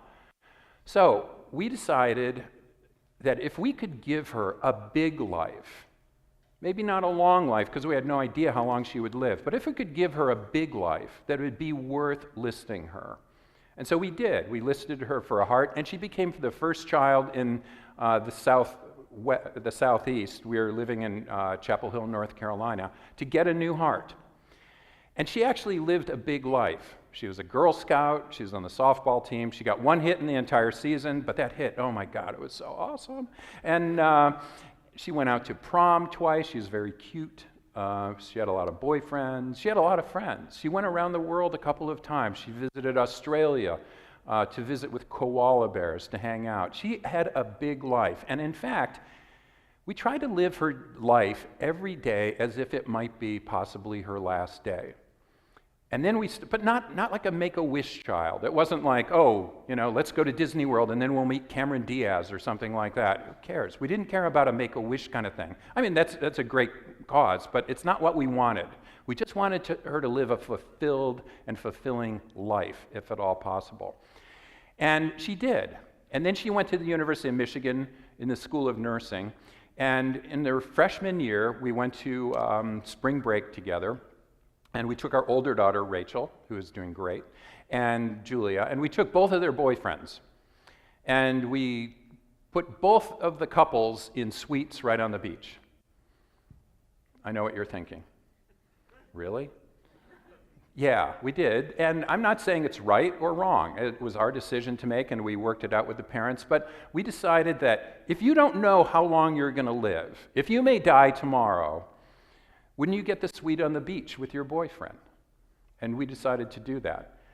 And we started living our own lives in the same way, as if, wow, we may die too. We may die tomorrow, so why not live big lives? So 3 days into this spring break, she turned to her boyfriend that night, and said, I am so happy, Brian, that I could die now. And that night she did. She never woke up from sleeping. And that morning, Brian told me what Julia had said. And Julia had been checked out just fine. There was nothing, didn't appear to be anything wrong with her at the time. And she just suddenly died. So when that happened, obviously, I went through my own grieving process. And I went up to northern Michigan. I was by myself. Our grief counselor told my wife and I, you will grieve differently, and you have to respect how each of you grieves. And I had no idea what grief was about. I didn't have any idea how long this was going to be or what would happen to me. But 4 months after Julia had died, I was up in northern Michigan, just north of Frankfort, Michigan, right on the lake, on Lake Michigan. And if you are used to being up there, if you look out on Lake Michigan and look up to your right and you see beautiful Sleeping Bear dunes, that's exactly where we were. And so I took my kayak out at about 5:15 in the morning, and this is all described in my book on purpose. And I went out into the lake I just kept rowing and rowing. I went a couple miles out, actually. It was just pure glass that morning. And you know Lake Michigan, it's not always pure glass. So we went out, and I started just looking at the sun rising. By the way, you might notice that I had the illustrator make me look thinner and more handsome than I really am. I asked him to do that, and he said, "It's your book, dude." So that's why I did it. But I do want to tell you one thing. When I asked him to make me look thinner and more handsome, and other people to look a little bit different than how they really looked, I said, "Julia, I want you to portray her exactly how she really was." She really was an amazing looking and beautiful person. So when I was out on the lake, I felt Julia in me. I saw the sun rise, and I saw all the water shimmering around me, and I'm not a believer in, all that much spirituality, or at least I wasn't at the time. And then I really felt her in me, and I can't explain that at all. I saw all the water shimmering around me, gold, and obviously the sun is coming up, and you would expect that to happen, but I really felt her in me, and I felt her say, "Dad, you need to get over this." And it wasn't like you need to get over this, get over it. It was like, you need to get over this. You need to get over your own ego. You need to get over yourself. You need to get over your castle wall. In other words, my grief was making me focus entirely on myself, and everybody else was supporting that. Are you doing okay? Are you doing okay? And all I was doing then is continuing to focus on my own grief and nothing else. I canceled my class for fall. I thought, I cannot teach at all. And then a friend of mine emailed me and said, I heard from somebody that when you're very, very, very sad, that you should teach somebody something. So I decided to go back into teaching, and I decided to teach the course that I wasn't going to teach in fall. And I taught it in a very different way. One of the things that I started teaching about is the importance of having a purpose in life. In other words, doing something that's bigger than yourself, bigger than your ego, bigger than your castle wall. And I want to give you a little bit of data that relates to this, because I started exploring this concept about purpose in life, about doing something bigger than yourself. This is a woman who smokes. She's a boiling frog. Turns out that if she goes into an intervention group where she's asked to recite her core values, in this case, I want to be a good mother, I want to be a good spouse, I want to be in control of my life. Turns out that she's far more likely then to intend to quit smoking and to go ahead and quit smoking. This is amazing to me. Just simply reciting your core values, where a control condition is the person is reciting their current events of the week or their routine of the week, something like that. But when you start reciting your core values, you become more likely to go ahead and change a health behavior. By the way, we call this self-affirmation. I had to ask why. Why does that work at all? Why does writing down your core values reduce defensiveness? And then, I'm asking this while I'm sitting in a school of public health. A castle wall. 3 blocks away, there's a woman named Jennifer Crocker who is in psychology, and she just simply answered my question for me with a study that she had just published. Why does writing about important values reduce defensiveness? So I finally get over my castle wall and decide to hoof it over and talk with Jenny Crocker and say, why? What's going on? And she said, well, basically, the studies that we've been engaged in and other research suggest that values affirmation reduces defensiveness to change via something called self-transcendence. Oh my God, I said, self-transcendence? What are you talking about? That sounds very philosophical, very spiritual. And she said, oh, it is. And if you think about Abraham Maslow, for example, Maslow used to have, at the peak of his pyramid, his hierarchy, self-actualization. Now that's very different, it turns out. At the top is self-actualization, or having peak experiences, or fulfilling your own potential. Abraham Maslow was popular, and this Maslow's hierarchy was very popular and caught on in the 1960s. What was the generation called in the 1960s who loved this hierarchy, who loved self-actualization, who loved peak experiences? We called it the me generation. It was all about us. It was all about our peak experiences. And then, interestingly enough, Viktor Frankl, who had gone through 3 concentration camps, wrote the book Man's Search for Meaning, found that people, often in these camps, the prisoners had a transcending purpose. Often they would share their food with other starving people, even though they themselves were starving. Could wake up in the morning and notice the sunrise and go, that is an awesome sunrise, even though they were skin and bones and dying. He found that people with a purpose in life tended to survive longer than people without a purpose in life. And so he talked to Abraham Maslow and said, you know what? There's something more than self-actualization. There's self-transcendence. And actually, he turned Abraham Maslow's mind around, which is incredible. Imagine having built a model for years and years, gotten all this recognition for your model, and somebody points out something that's so obvious in a way. You know, it's something bigger than yourself. And so Maslow started studying transcenders. And here's one of the things he wrote about later in his life. Transcenders find it easier to transcend the ego, the self, the identity, and to go beyond self-actualization. So let's take this woman, for example, who is transcending, we think, as she's thinking about core values. And let's take a look at her brain. So very recently, Emily Falk and a team of people, and I was one of the people in this team, and this is, by the way, a piece of research that's still just finishing up. We're just wrapping up the final element of the paper, and we're sending it in, but all of the analyses have been done. So it's in preparation, and we're just submitting it to a journal. But what Emily and her team did was focus on the VMPFC, the ventral medial prefrontal cortex, which is focused on, and there's been a lot of studies, over a dozen studies, this is focused on and responsible for self-related processing.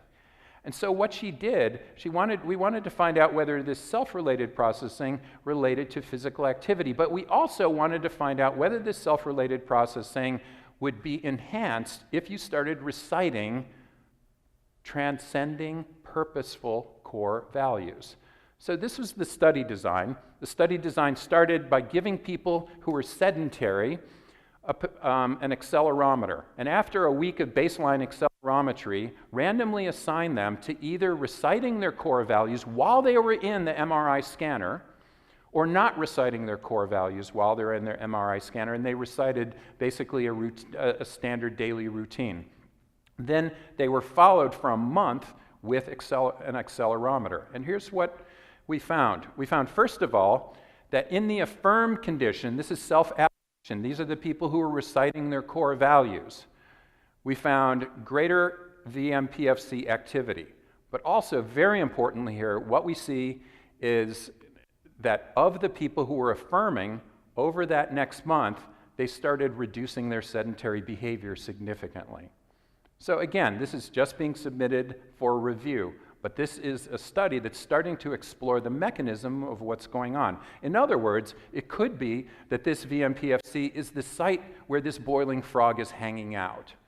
And this would open up a whole bunch of new research. Another question is, what values are affirmed? Does it matter what kind of values? I might have Charlie Sheen values, or I might have Mother Teresa values. Are all values equally valuable? Are they all the same? So sure enough, my hero Jennifer Crocker ran another study with her doctoral student, and it started with this message to students. The message was, you weren't picked.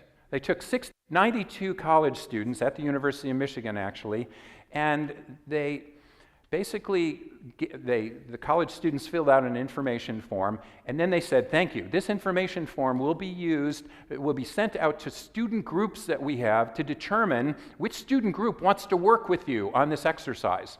And the feedback that the student got a little later was, you know, none of the groups picked you. We're really sorry. I know, isn't that a bummer? You're laughing. Why? Are you like a sadistic person? Just when I know. I'm sad, though, when I see, because I remember all the times I wasn't picked for softball or whatever. So Anyway, so you weren't picked. So it's designed to threaten your ego. And when your ego is threatened, we've known for about a dozen years now that you eat more, you drink more alcohol, you abuse substances more, you sit around the sofa more and whine and watch bad Michigan football. So basically, when you're not picked, your ego is threatened and bad things happen to you. You lose self-control. So here's what she did then. This is very clever, I thought. Once their egos were threatened, she randomly assigned them to 3 different groups. One control condition on the right just simply had the students write down their daily routines. The middle group, she asked them to write down and elaborate on their core values that related to self-enhancing values like power or fame or wealth, attractiveness, a good seat at Monte Osteria, whatever. So basically, you know, things that were what Charlie Sheen values, okay? I know you're recording this. I didn't mean it, Charlie, really, don't sue me. And then on the left, on the third group, she had students reciting and elaborating on their self-transcending values, community, relationships, love, etc. And so here's the real study then. After they had elaborated on these, the experimenter came in with a bowl of chocolate chip cookies. And he said, since you weren't picked, we're sorry about that, but since you weren't picked, we have another study that we really could use some subjects in. This study involves taste testing these cookies. And so here's a bowl of the cookies. Would you like to participate? Oddly enough, 92 out of the 92 students said, I'm in. So then they said, and then here's the key, as the experimenter left, said, oh, and have as many as you like. So big experiment was, how many cookies did people eat, of course, right? And this is interesting because you might expect, well, what would you expect? If I just wrote down my daily routine, I'm not affirming any values. So the expectation is that they would eat more cookies. But the big question was, if I am affirming my values, does it matter what kind of values I'm affirming? And here's what she found.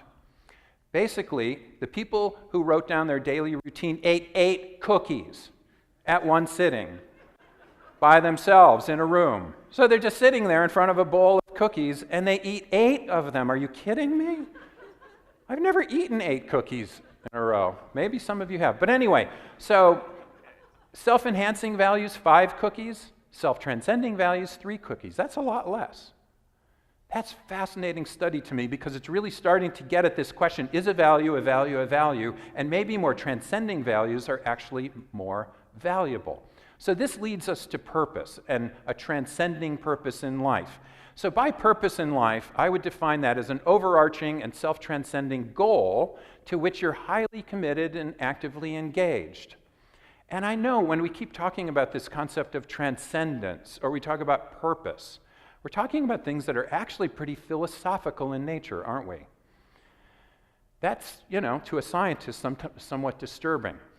Stephen Hawking, in his most recent book, said in the first paragraph, this is The Grand Design, the book that he wrote, said, philosophy is dead. He said, philosophy has nothing to do with reality. They don't know anything about reality. If you really want to know about reality, talk to scientists using scientific method. Oh, and especially talk to astrophysicists, because they know everything. Fine, Stephen, no problem. And of course, he can't get around everywhere and start debating this concept, although he has a bit. But the person who's really carried the mantle in this is his colleague Lawrence Krauss, a famous astrophysicist. And Lawrence Krauss, the astrophysicist, who's actually studying all sorts of things related to the Big Bang and what happened before the Big Bang, is a very smart guy. But he's been debating all over the world philosophers and saying, philosophy is dead. And what you're doing is a dumb thing, basically. Philosophy, come on. And so one of the philosophers, and if you go to YouTube, you can find some of these amazing debates with Lawrence Krauss. So anyway, he's debating a philosopher, and this philosopher says, you know what, we may not have the scientific methods that you engage in, but we spend a lot of time coming up with very important ideas, very important questions. And Lawrence Krauss kind of derisively said this, well, the chief philosophical questions that do grow up are those that leave home. In other words, within philosophy, they have to leave home and be studied by science. So, I'm creating this slide, and I'm in Frankfurt, 3 weeks ago as I was working on this slide. This is a true story. I'm in Frankfurt on an airplane in Frankfurt Airport. I get on and I'm sitting in the front of the plane, and pretty much most of the front of the plane is empty. I'm going to London. It's not a big, long flight, but it's a giant flight. It's a giant plane, so it's pretty empty. And suddenly somebody sits right next to me. And I'm thinking at first, slightly annoyed, why did somebody put a person immediately next to me and the whole plane is empty? And then I turn around and it's Lawrence Krauss. And I turned to him and I said, "You're Lawrence Krauss, aren't you?" And he said, "How do you know that?" I said, "Oh, well, let me show you the slide of you." And he goes, "What are you doing?" And I said, "Oh, well, you said this last year. I have a bone to pick with you, Mr. Krauss. Here's the deal. Yes, maybe the chief philosophical questions have to grow up and leave home, but you know what? They have to find a job and not move back with their parents." In other words, science has to embrace some of these philosophical ideas so they don't go back to philosophy and it's very important that we start studying these. And I said over a 2-hour period, where I'm sure he wanted to leave the entire time, I said, come on. Let's take a look at stress, for example. 50, 60 years ago, stress was a philosophical concept. And you can't measure it, Lawrence Krauss. You can't weigh it. You can't put your arm around it. It's stress. But now we know that if you write down on a sheet of paper that you're more stressed, that you're far more likely to get a cold if we blow a cold virus up your nose than if we blow a cold virus up your nose and you say you're not stressed. We know that. So it's real. There's something about that. Yes, it's hard to measure, but so what? And he kind of agreed, actually, which was nice. By the end, he acquiesced, and we had a wonderful conversation. So we had a nice disagreement at first that kind of turned into an agreement. But also, let's take a look at this philosophical concept of purpose in life, and let's study some of the data that's related to it. Here's some of the data.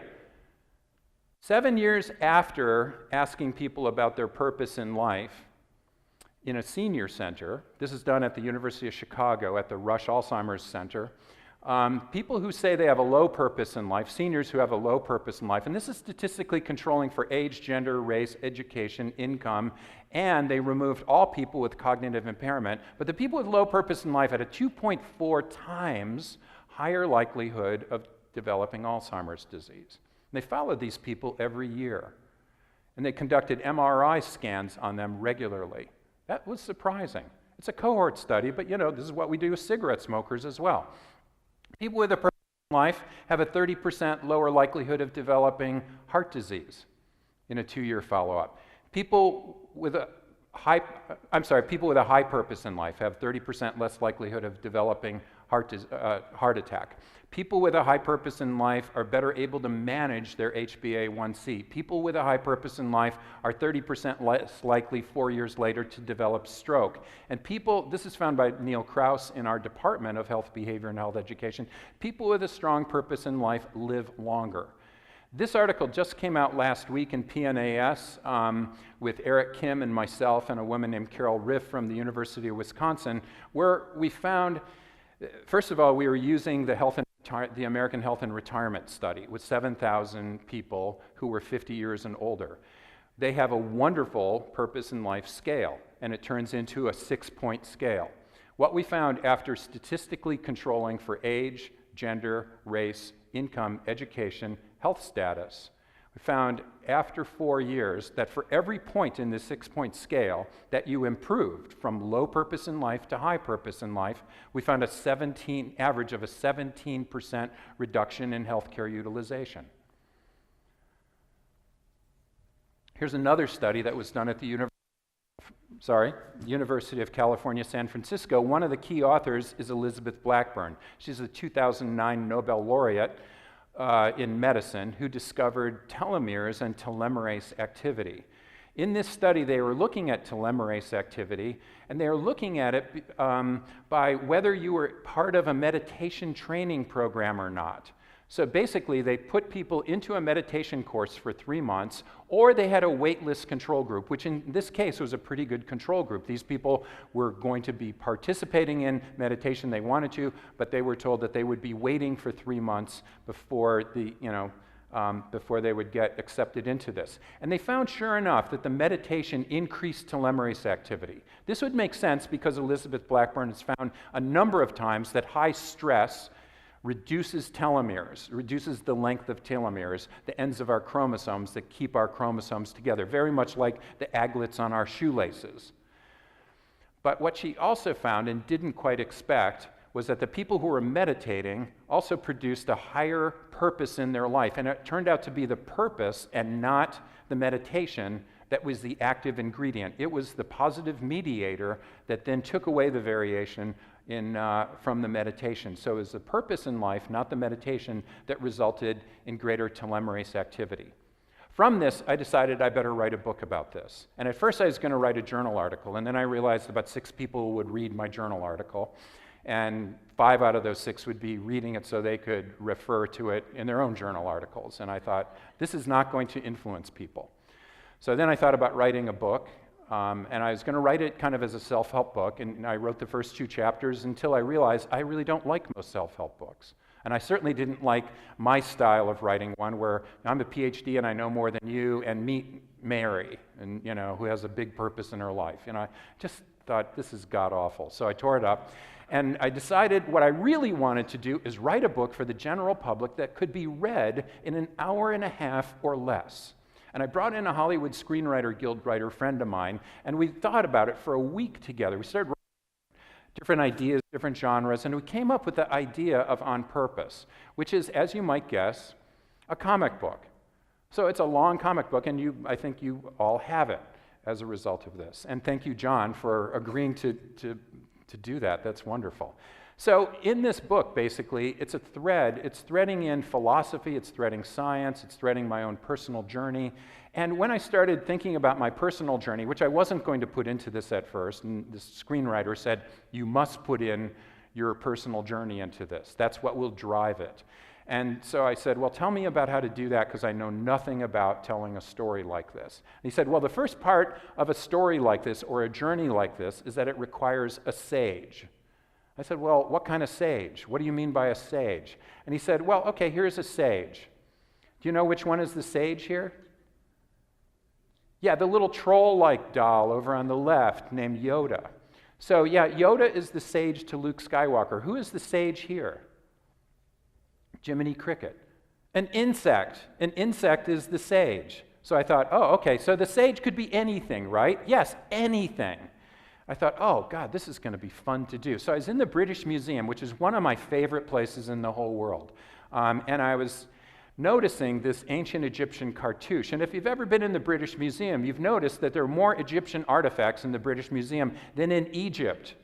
And that's because the Brits, sorry, Rod, stole everything from Egypt and brought it up to London and put it in the British Museum. And it's an awesome place to hang out. So in this British Museum, I noticed this cartouche that looked like there was a scarab pushing the sun above a castle wall.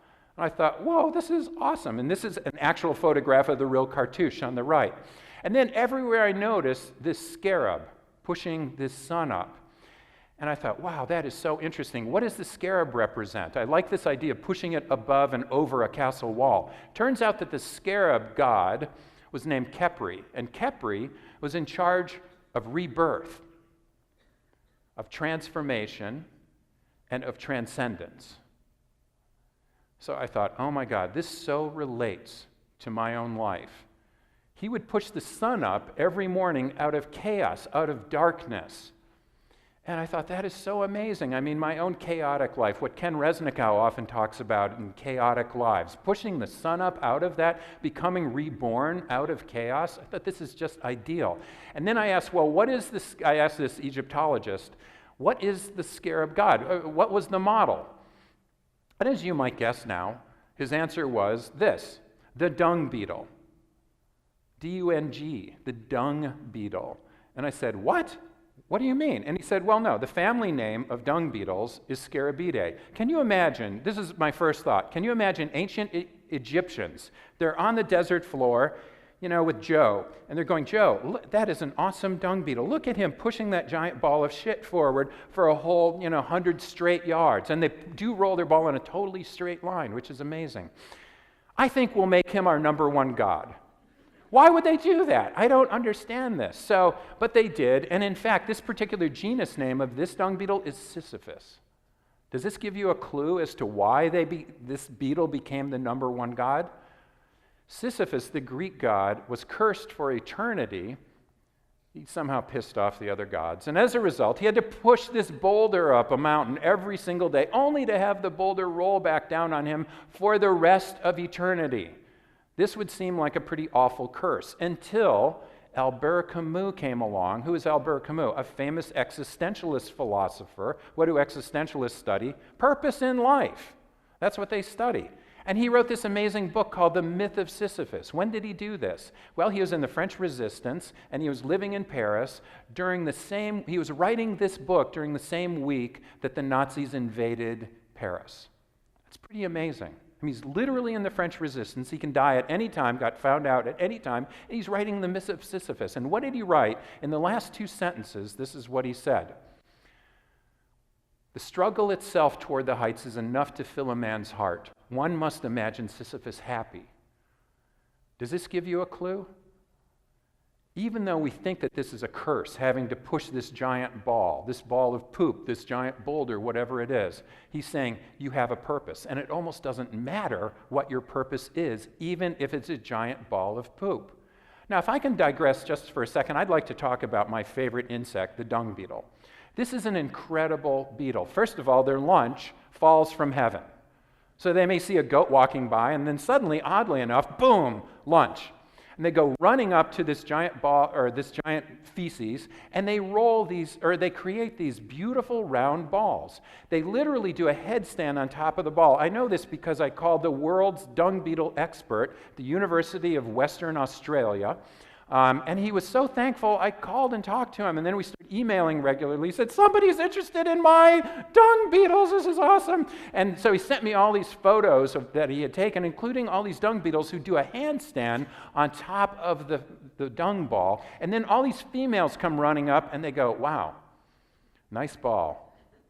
And what they're looking at, of course, is the sphericity of the ball, because it needs to roll quickly. And why does it need to roll quickly? Well, here's a little movie of a male dung beetle with his brand new dung ball, and then this other guy says, oh yeah, nice dung ball, it's mine, and rolls away. In other words, there are dung beetle robbers everywhere, so they have to create this beautiful spherical dung ball so that it rolls very quickly, and they roll it together. Also, what's kind of awesome, last year in January, there's an article in Science about how dung beetles literally use the stars. They use the Milky Way to navigate. I think this is pretty incredible. Best of all, most relevant of all, is that dung beetles, quite honestly, are a very low creature, aren't they? I mean, we don't think that we would want to be reincarnated as a dung beetle. In fact, dung beetles are literally born into the giant ball of poop, and they eat their way out. That's their food source.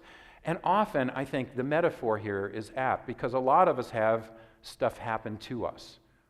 Or if you fly into Mumbai airport and you see all of these giant wastelands of trash and garbage and children going in sorting for food, a lot of people are born into poop. So what's impressive about the dung beetle is that they turn that poop into a purpose. And so my new sage is Winston the dung beetle. And Winston and I have a regular HuffPo blog, and we talk a lot about purpose in life, but not focused on your health behaviors relating to disease and death. We're less interested in that than we are in developing more energy toward your purpose. And so when we think about energy and purpose, we might think about this connection between how you live your daily life and what your purpose is in your life. I might argue that that's the best definition of health one might imagine. If I have a strong, meaningful purpose in my life that's meaningful to me, and I'm aligned with that through my life, how I'm living my life every day, I think that's health. That also means that sick people might still be aligned. It may mean that disabled people could still be aligned. It may mean that a cab driver in Manhattan who has nothing but working for his children so they can go to college, that person may have real health. In other words, every day you could probably take a look at how you're living your life and align it with your purpose in life. Yesterday, Wired magazine came out with the Wired World of 2015. And I was interviewed for this, and I was asked, what do you think 2015 will be like? And basically, the essence of this was, because they wanted me to start talking all about the quantified self, because I do a lot of work and have done a lot of work in interactive health communication. So what about the quantified self? I said, if the quantified self is just producing numbers, then it is the quantified selfish. It's the least interesting thing to me. If the numbers produce knowledge, and then, more importantly, if the knowledge produces wisdom, then I'm all in favor of it. And what is wisdom? Wisdom might be having a strong transcending purpose and working toward, and maybe using a fuel band or a Fitbit or a Jawbone or something else to start quantifying yourself for the purpose of building more energy toward your own purpose in life. So we built, in January of this year, an app that's both a website as well as, well, I'll get into that in a second, but we built this website, and if you go to dungbeetle.org, that's DUNGBEETLE.org, you can learn all about the book and the backstory of the book, and you can also take this app, which is for free. Dungbeetle.org is a not-for-profit organization. And with dungbeetle.org, if you go in, you can just sign up for the app for free, and we start with values affirmation. We ask you, what are your core values? And you get a chance to select those core values, and once you've done that, then we ask you to pull down the core values that are most deeply held for you. And then once you've pulled down the core values that are most deeply held, and of course we record all this because we want to find out and start looking at which of these core values are associated with alignment, with greater alignment. But once you've done this, then we ask you what your purpose in life is. All of that now, once that's set aside, oh, by the way, there's one other little piece in this. You can meet the Grim Reaper if you want in the app. So you can literally go and meet Grim the Reaper, and Grim has a headstone with your name on it and says, what would Vic like to have on his headstone? And you get to put it in. By the way, 25% of people using the app, only 25% fill in that headstone. People are afraid of death. But it's very cool. Once you fill it out, and I've had a lot of my students do this. Why? Because I make them do it. I say, write a headstone. We don't want to. No, it's death. We say, now put your name at the top. No, we don't want to. Now put in what will be on your headstone. And they're just thinking this is gruesome. And once they do it, they go, wow, that was kind of cool. There is a silence at the end of this. People actually go, wow, this is kind of important. And people start raising their hand. I want to do this. I want to do that. Whatever. It starts stimulating a stronger purpose. Now, once you've done this, then every day what you can do is take a look at the last 24 hours of your life and indicate just how closely you lived your life with your purpose in your life. In this case, on February 8th of this year, I lived fairly close to my purpose. I'm also asked, how well did you sleep? How present were you? I meditated, so I was fairly present. How physically active were you? How creative were you? And how well did you eat? I ate like crap.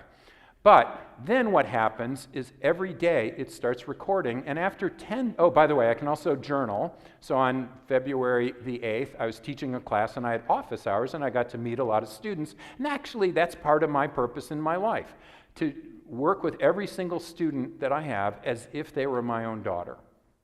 And that takes a lot of energy. So what happens then is over time then it starts collecting all of this information about your space, sleep, presence, activity, creativity, and eating. And all 5 of those things in randomized trials and cohort studies have been shown to relate to the SF36 vitality subscale. So we know that these space criteria all in a general way, population way, relate to more energy. And that's what I was looking for. So that's why we started with space. 4 of them, other than creativity, relate to more self-control. Actually, more creativity sometimes reduces self-control, which is kind of cool. I'm very creative. Yeah, I'm whacked. So that's fine too. But after 10 days, once you have filled this out, it creates essentially a health risk assessment, but a real health risk assessment. It's starting to look at your alignment and which of these space criteria are most related to your alignment. For me, it surprised me when it said, when you're creative, that's when you're most aligned with your purpose in life. That's when your daily living is linked closest with how you live your life, or with your purpose in your life. So a few months ago, somebody sent me this little cartoon of this guy saying, you need to find a purpose in your life. And the little punk says, well, I've tried, but it's not coming up on my iPhone at all. Well, now it is. You have no excuse, you little punk. So basically, you can fill this out yourself on your iPhone. It's on iTunes. It's free. We just want more and more people to use it. So to close, I'd like to say that I still am a boiling frog. I still have plenty of issues in my life. I am by no means perfect or sagacious. I'd say we all are boiling frogs to some extent. We all have things we need to change. For my own life, I have a very strong purpose in my life now that was really given to me by my daughter, Julia. And together, I think, and she really does live in me very, very closely, together, I think what we do is thrive together. And rather than dying, rather than losing my productivity, I think actually I've been doing more this year than I ever have. And as I've been working more, I've been meeting more people who want to share their own purposes in their lives. So I thought I'd share a few purposes. And these purposes that I'm going to share are actually, most of them are from you. So we had asked what your purpose in your life is, and these are actual purposes that you recited to us. In the 16th century, there was a famous haiku poet. In fact, the most famous haiku poet in history. His name was Basho. And he wrote his most famous haiku poem, which is called the Frog Haiku. And it goes like this. Into the ancient pond, a frog jumps. Waters sound. Our ancient pond is our reality. It's our reality within ourselves. It's our reality at home. It's our reality with our family. It's our reality at work. It's a reality with our coworkers. It's reality with our communities. It's a reality in our world. Each of us can take a step and jump and maybe create a little ripple in that ancient pond. Just maybe a little mark. And I'd love to have you think about that as you go home tonight. What little ripple could I make if I jumped? If I jumped and started looking a little bit higher than my disciplinary wall. One of the things I love about what John has done is bring these people from different disciplines together. And that's what I noticed. Everybody here was working in a transdisciplinary way. And you know, we always talk about transdisciplinary research as being different. How is it really different? Multidisciplinary research is just simply a bunch of different disciplines working together. Transdisciplinary research is saying there is a big problem out there and it requires different kinds of expertise, and together we'll work together to build something that is not within any single discipline. It's actually a new solution. It's a transdisciplinary solution. So all of us can jump out of our disciplinary walls. All of us could probably jump and better engage with our spouse or partner. All of us could probably jump and engage a little bit more with our communities or with our patients or with the world. And if we did, we would all change the world. Thank you. Thanks. Thank you. Thank you so much.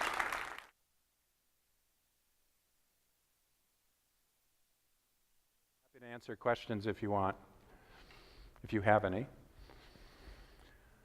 Yeah, oh, hi. I practiced palliative care, and for a very long time, we were encouraged to ask people about their values. It's very difficult to get people to actually put a word on what they believe or what they're aiming for. How did you guys come up with the values? With those values? Yeah. Okay. First of all, we went to at least a dozen different values lists. There are values lists used in motivational interviewing. There are values lists that are created by psychologists, by sociologists, by lots and lots of different groups. And we basically whittled them down over about a week period to come up with those final values. We'll probably change some of those in the next go-around of an app. And allow people to put in their own values if they want. But in general, we're finding really good psychometrics on these values. For example, if you tend to say, I want to be more secure, you also want to be more expert. If you want to be kinder, you also focus on community. You know, there's certain factors that come out very, very strongly and they respond very differently to those space activities, sleep, presence, activity, creativity, and eating. And they also tend to be very different in how aligned they are over time. So it's been really fascinating to study that. But we could talk more about, how you measure different kinds of values. I love the idea, though, that you're a palliative care clinician. I think that the whole process of death and dying is so important to this. Rather than just simply numbing a person up to the point that they then die asleep and have been numbed up for a week or two or whatever, actually bringing family in and starting to talk about what this person's purpose in their life was in a way to maybe excite or ignite some sort of transition of that purpose to the rest of the family. There's something in being the present. Yeah. So the observation was in palliative care, the other side, the person who is not, the people who are not dying, they start better understanding or thinking about, considering why they're on this earth, which I think is a really important thing and something we don't talk about in the health space. You would think that this is central to health. Any other questions? Yes, hi. We can use this microphone. Great.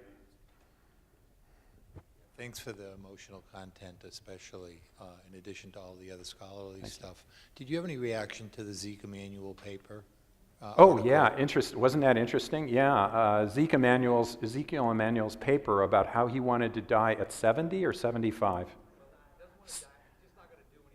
That's right, he's not going to do anything to prolong his life after 75. And he would say, yeah, if I live to be 75, I think that's good. I think that's a really brave discussion that he's bringing up, that he's obviously raising a lot of ire from a lot of different groups. But what he is saying is very consistent with this idea that one should be thinking about living a very big, fulfilled life as opposed to constantly trying to figure out how we can live a longer and very often a longer but very disabled life. And we can go in, I'm sure we all have parents or loved ones who have gone through this extra 5 years or 3 years or whatever, where people say, is that really worth it? Is it worth it to that person? And Zeke Emanuel, at minimum, just raises the issue, I think, and I think it's really a really important discussion that we're starting to have. I just wish it was promoted more in the media, because I think it kind of went up and then went down pretty quickly in the media. We are discussing it, of course. Yes, hi. Okay. Oh, good, thank you. Hi. I was told to move away from the speakers. Okay. I agree with you and Camus that there's a lot of value in being part of something bigger than yourself, but these values also have content.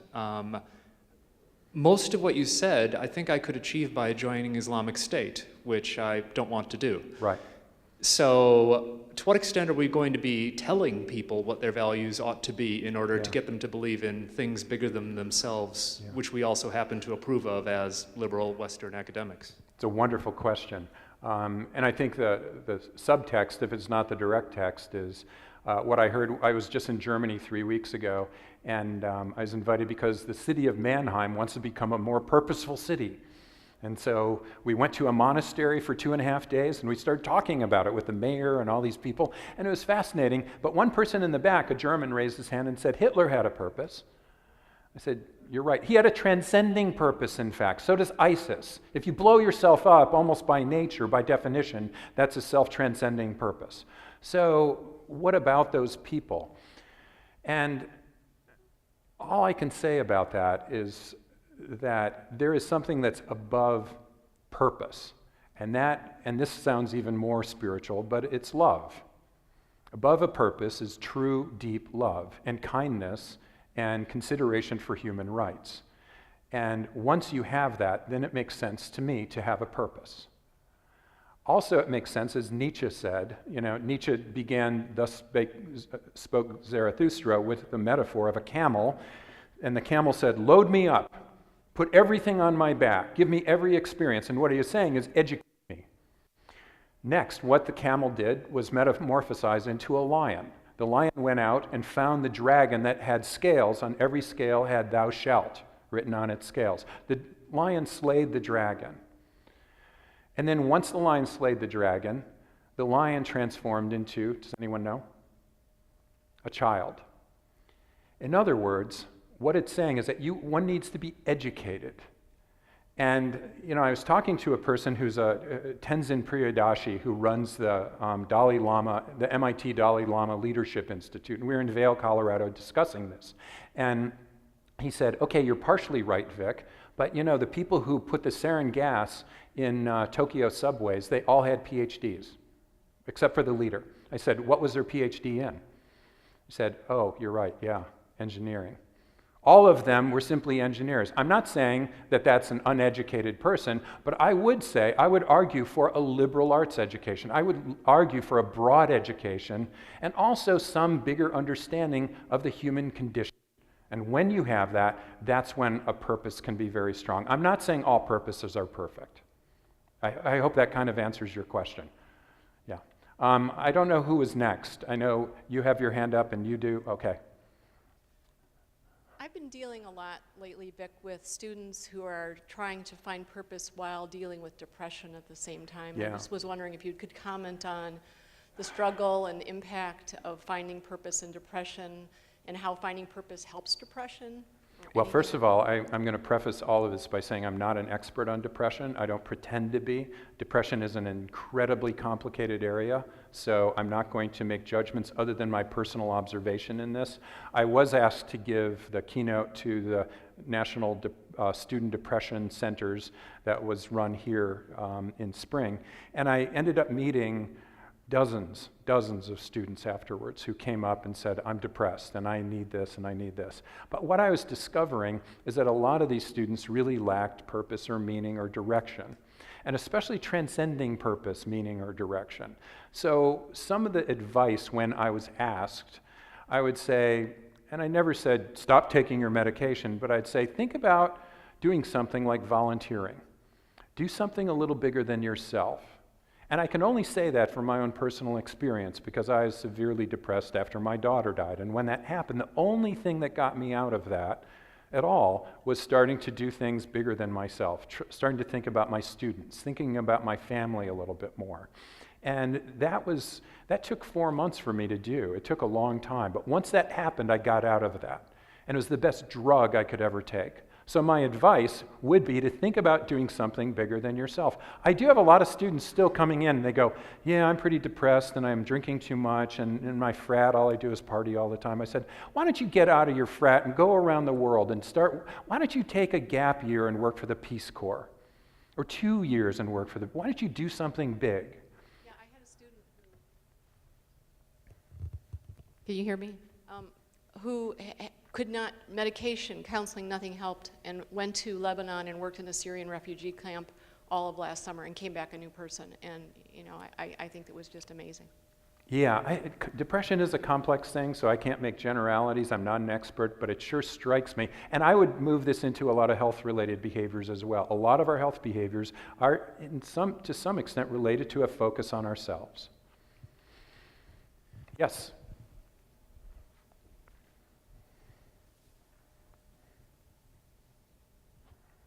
Vic, you're one of the most purposeful people I know. Why did you name your dung beetle Winston? Winston? Well, first of all, we had a little backstory that started evolving over the 3 years I wrote this book for every character in the book. So there's an older person, and he ends up going through a certain journey that you'll read about. Every person has a different backstory. Winston was pretty easy. His backstory was that he was in a sarcophagus in Egypt, and a British researcher, Egyptologist, discovered him in the 1800s, got him, brought him back, brought the whole sarcophagus. He happened to be in it, up to Oxford, and he ended up getting an Oxford education. And he was so enamored with Winston Churchill, he decided to name himself Winston. Vic, thank you very much for an incredibly inspiring presentation. Thanks. Thank you so much. Join me in thanking Vic. Thanks. Thank you. And I want to thank all of you for staying with us for the full afternoon. And we have an opportunity to celebrate now at our networking reception. We're going to show off 2 of our new collaborative spaces down the hall. For those of you who have a copy of Vic's book, and we'd like to provide it to everyone if you haven't received it yet, Vic has graciously agreed to provide a signing of the books in honor of today's occasion and his inspiring presentation. So we have signs right outside the hall here directing us to the reception to follow. I think if it's past 5 o'clock, the University of Michigan will allow us to serve you a little beer and wine, and we hope you continue to connect over a drink together, and thank you very much for all your contributions.